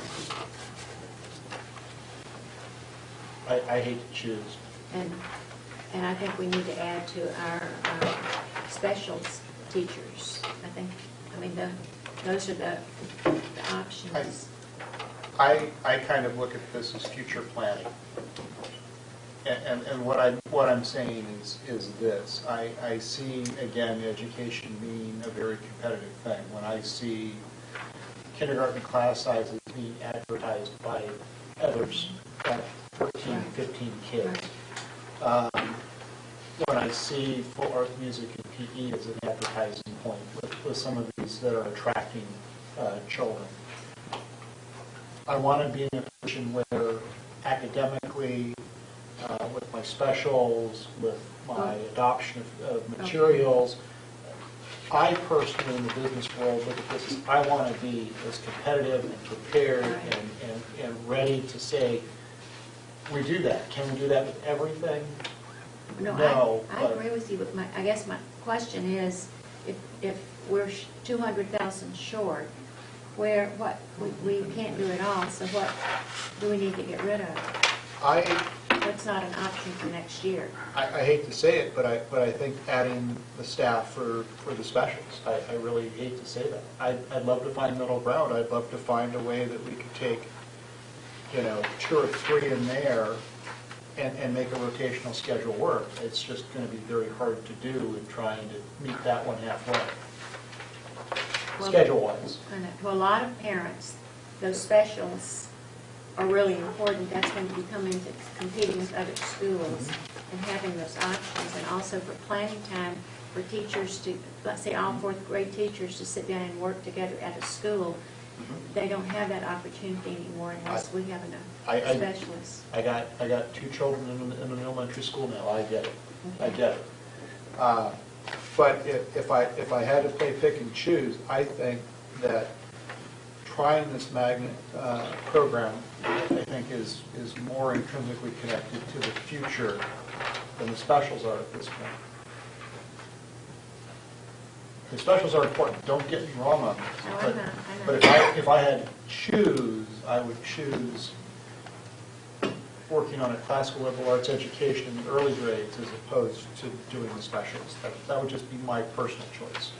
And then, I'm speaking to the choir here on reducing these 2 teachers at the high school, but we don't know who those two teachers are going to be, and that one, at high school was iffy.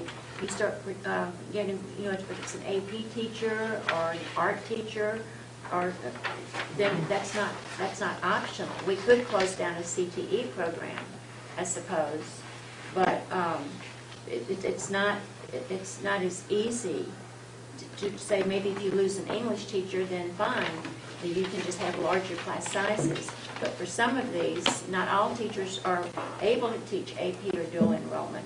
They're not qualified by education or whatever. And so now you start, until I know who those teachers are and the positions they have, Scott doesn't know who they are yet. That's iffy.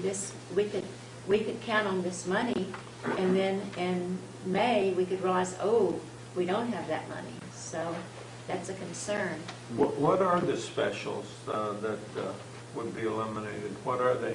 We're not eliminating, we're replacing what we took away several years ago. So right now, they have 12 weeks of PE, 12 weeks of music, and 12 weeks of art. So if we were to eliminate, is that what you're talking No. about? No, Keep it the way it is. Just keep it the way it is. We're going back to the way it was before. Looking to Those are the increase specials. PE Okay. every day. The way it is this year, it would be kept. And just to address for the high school, we have some natural attrition, and really the only place they could do that would be like in English or mathematics where everybody has that, because what's happening is their class sizes aren't necessarily very balanced. Some of that is just a master schedule design issue, but we believe that we could absorb two positions. Okay. It's not no layoffs, it's with people who are currently leaving. Okay.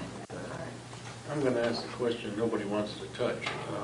When we talk about adopting English books, are we replacing books we already have in place? Yes, we have books that are no longer in print and they're not available online anymore. But we have them. How old are We they? don't have enough. We're down to, For 14 years. 14 years. I think you need textbooks, but 14-year-old textbooks are a little dated as far as I'm concerned. Well, in English they're not, but the point I'm making is if we're talking about $91,000, that's a chunk of change. And I'm just wondering if we need to replace the entire English library. I just don't understand. How much is a book? books right about $100 each. That's part of what an adoption committee needs to look at, but after having spent some time and working with the English teachers there, they really are pretty desperately in need of a resource. They do use some novels and so forth, but they don't have enough books right now even for students to have one per student in the classrooms. Well, I'm a textbook nut. I mean, I believe we should have textbooks for every class. I just think the student should have an in-class copy. Right. But That's all we're talking is class sets and then online availability for the students. But at $100 a copy, that's almost 2,000 books. That's more students than are at the high school. Yes, there's teacher materials that cost, there's several things that come into that amount. That's an estimate. It's a high estimate, I hope.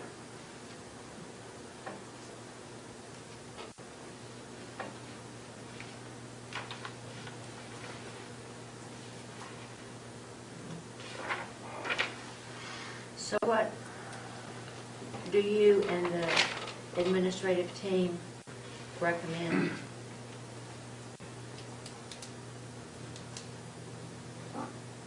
We're recommending everything on this list except for the addition of elementary school teachers. So leaving elementary as is right now.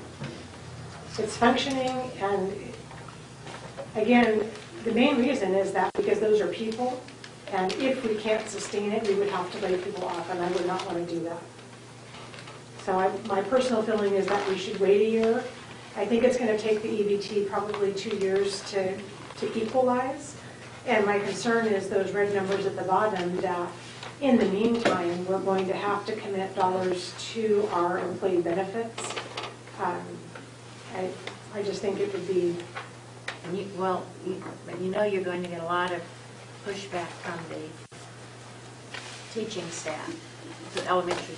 So we're not changing anything at the elementary, it's just that I was originally going to recommend I that we mean, have, you're starting a new program. oh, from that You're magnet. starting a new program, and which is going to cost money, and not restoring this. They'll just be, that's just how it will work. That's how we'll plan. It's one time versus ongoing.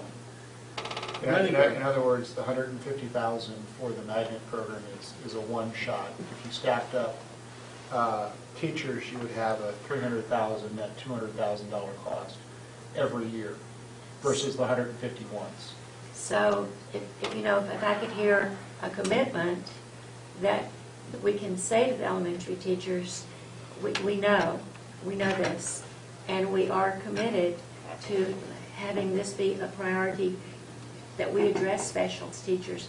Next year, that's what we will work on doing, to start restoring those, if we can, if the money's there. But I don't want to just say, well, we voted for this, and the other's not an option. I want them. What they need to know is both of these things are very much important to the board and I think to administration. The fact that they both are on the list, I think, is very much shows that importance. I think we got to be careful we don't set up a straw man here.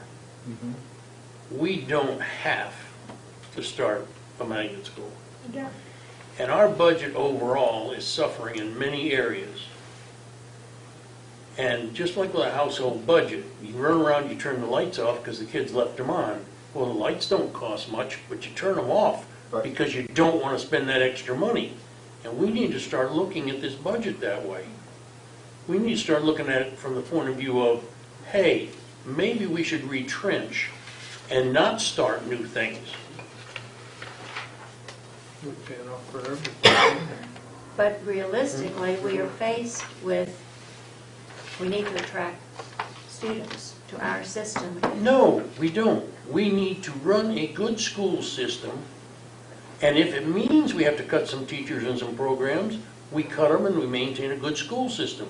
We don't need to start new things trying to gather in a marketable public. That's not our responsibility. I'm usually very much on board with, do what you do well, get what you do well done, get it done.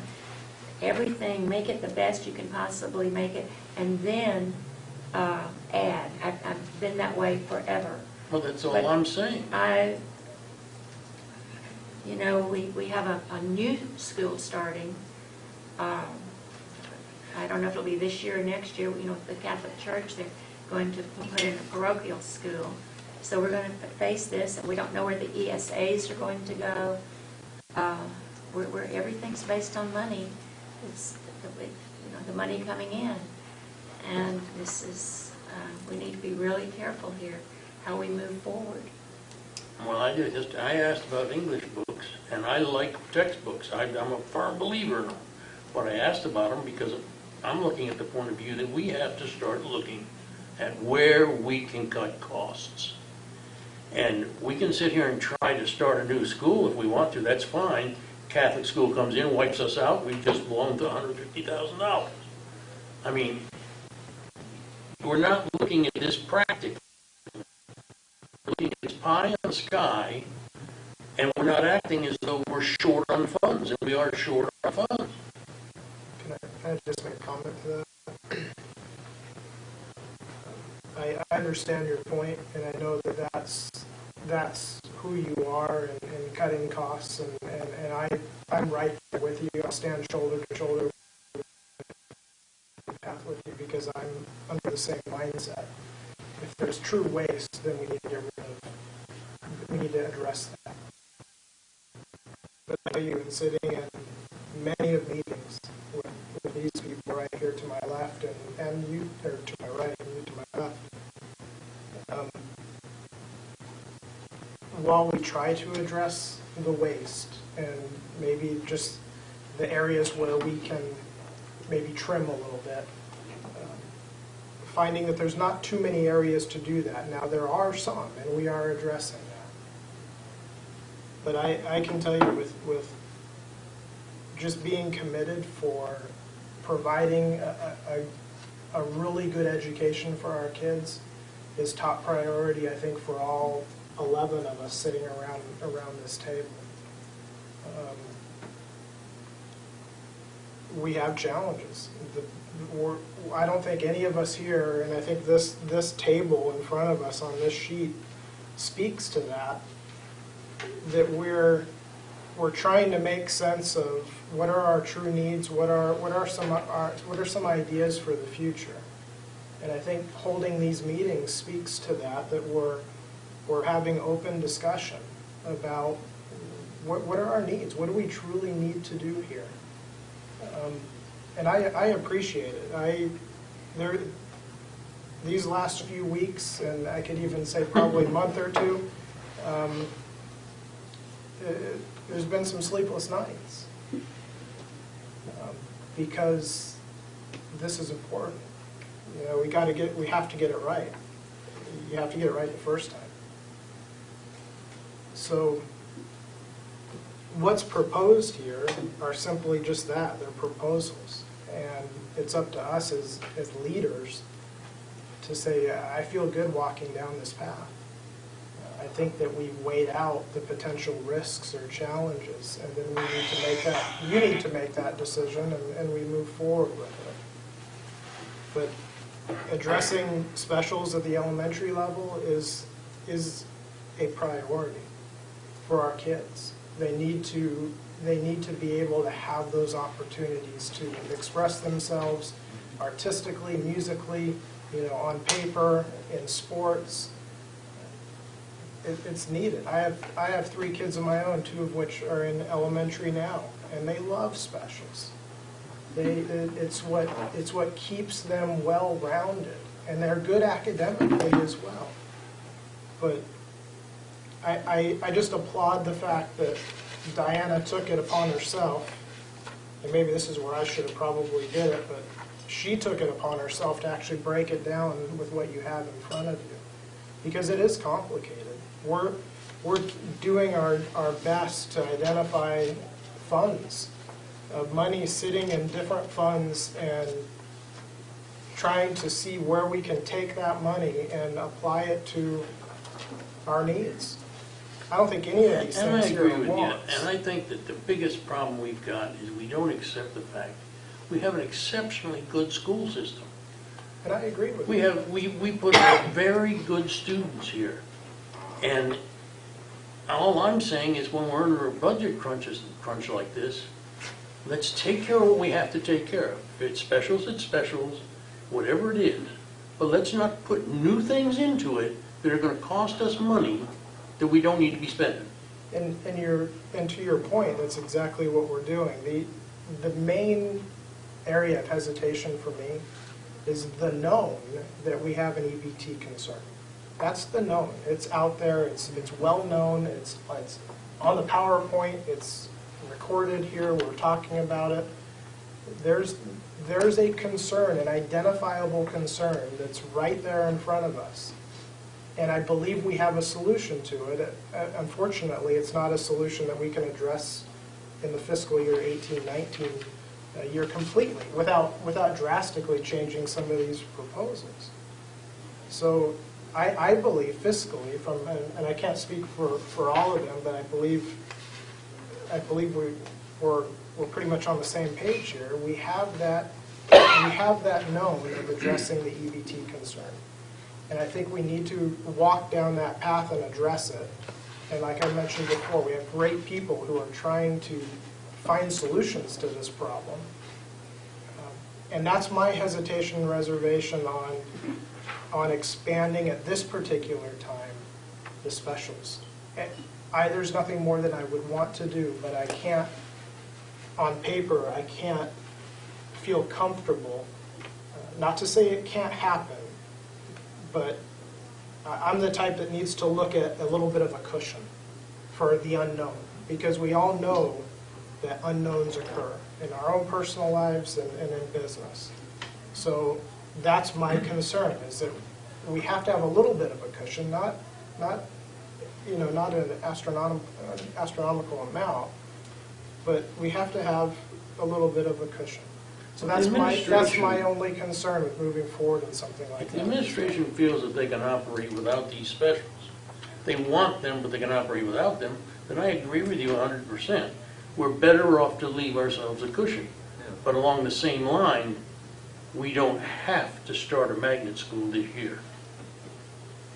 We can wait until we're financially stable. I mean, that's just good common sense. You're correct. We don't have to start a magnet school this year. The option of a magnet school is coming out of one-time use funds in order to train and equip the school. That doesn't come out of M&O. That's coming out of, in this case, Instructional improvement. 020, which we have the money in to stand up that program. I can't use that money to put teachers in classrooms, but I can get my teachers trained in something we'd like to try, and I can get the materials for something we'd So if like we to don't try. do it this year. Materials like what? English books? Actually, Materials and for the K-1, 2, it would be Materials for art, music, social studies, and science. So if we don't do this year with the magnet school, next year we've lost, the money won't be there. No, that's not correct. It'll be there. It's sitting in an instructional improvement fund. Okay. It'll collect interest. However, I believe, and I agree with Mr. Masden's point that we need to, and I know you're going to disagree to an extent, but we do need to be competitive.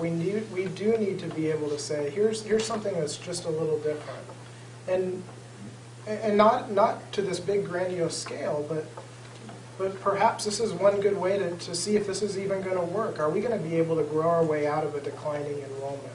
That's the issue here. We have a consistently, year after year after year, a declining enrollment.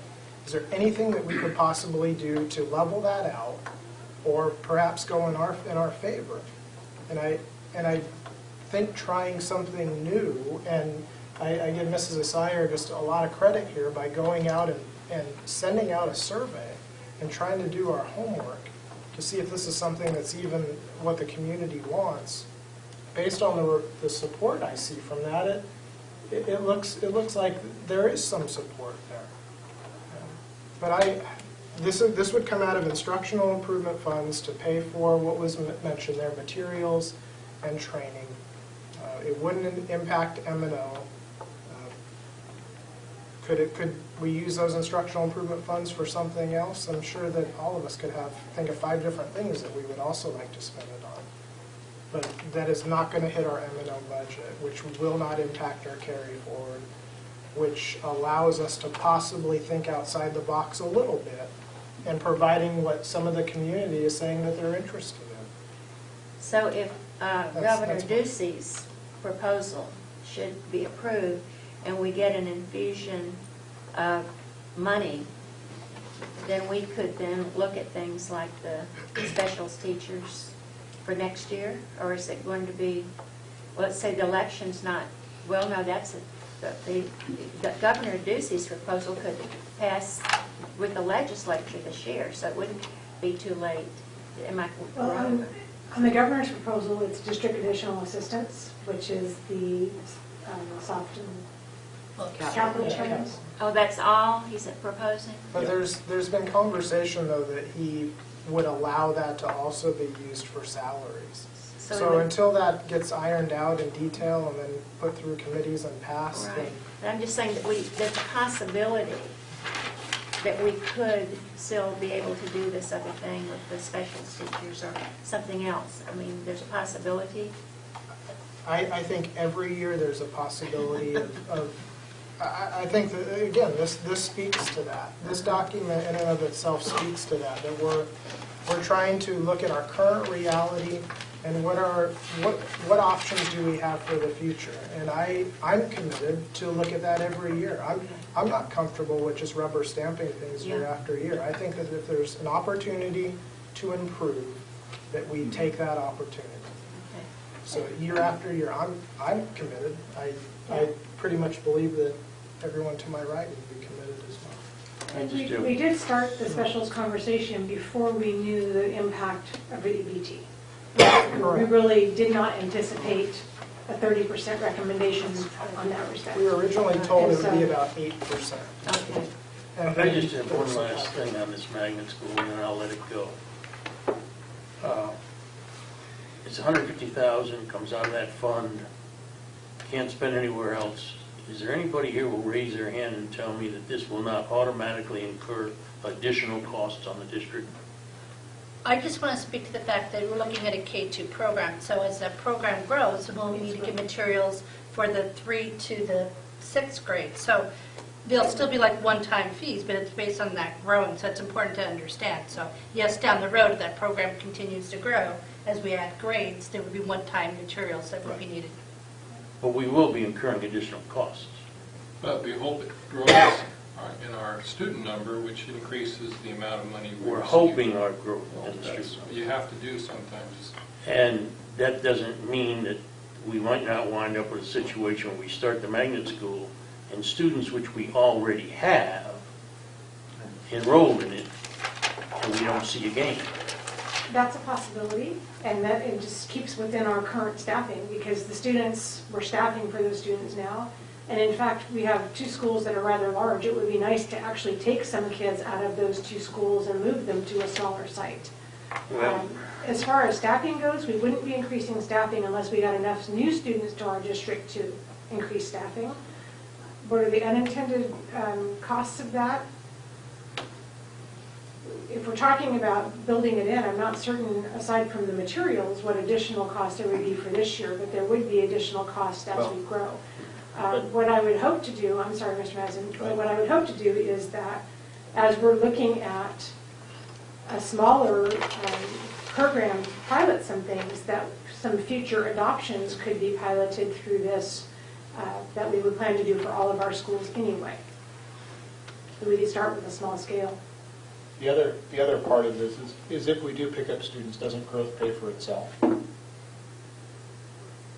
if we pick up enough students. And that's going to be the ongoing discussion. Are we growing? Is this doing what it was intended to do?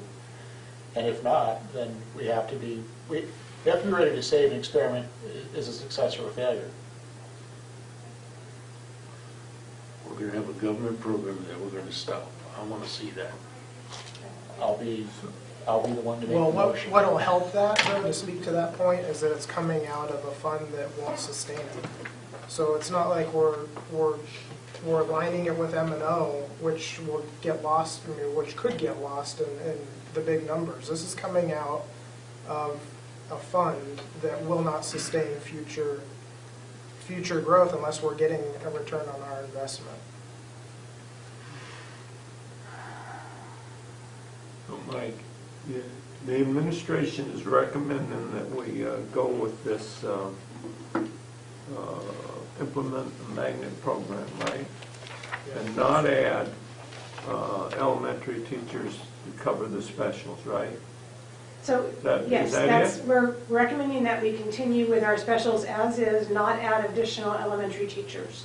So we're not eliminating specials, those are remaining as they are now. I just wanted And to that, clarify. yes, that's our recommendation at this time. Okay.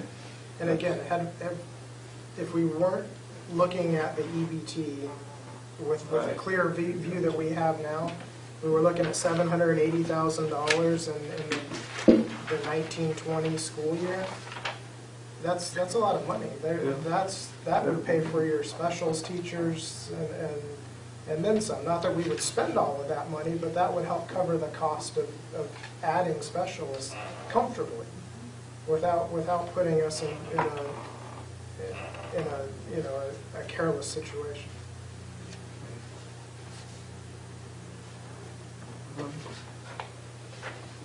So what documentation would you like for tomorrow night's actual session to act on this? Is this page sufficient as opposed to the entire PowerPoint presentation? I can send that to you electronically if you'd like that to any of those particular slides. I would love that electronically. Yeah, me too.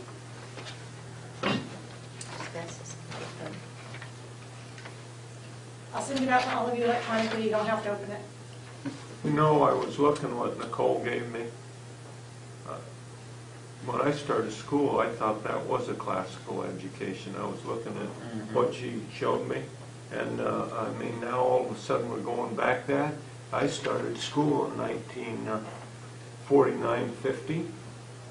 And I was looking at some of the rhymes and all that, and I'm saying, where is this going? And now all of a sudden we've made this thing, and this is now the classical education. It's just like we talked about the specials. The specials were part of classical education too. Music, PE, and other things. And so now all of a sudden we say, oh, we're going to offer them classical education. It used to be that way all the time. Right. And You're classic now. I was gonna say, that's a classic guy. no, I don't know where we've gotten, other than we keep going in these circles and running into the same thing. And now this is unique. I don't know. That's why our parents, many of them responded, we should be doing this in all our schools. You know, it said writing, penmanship. I'm saying the nuns taught that in the 50s. Give me a break.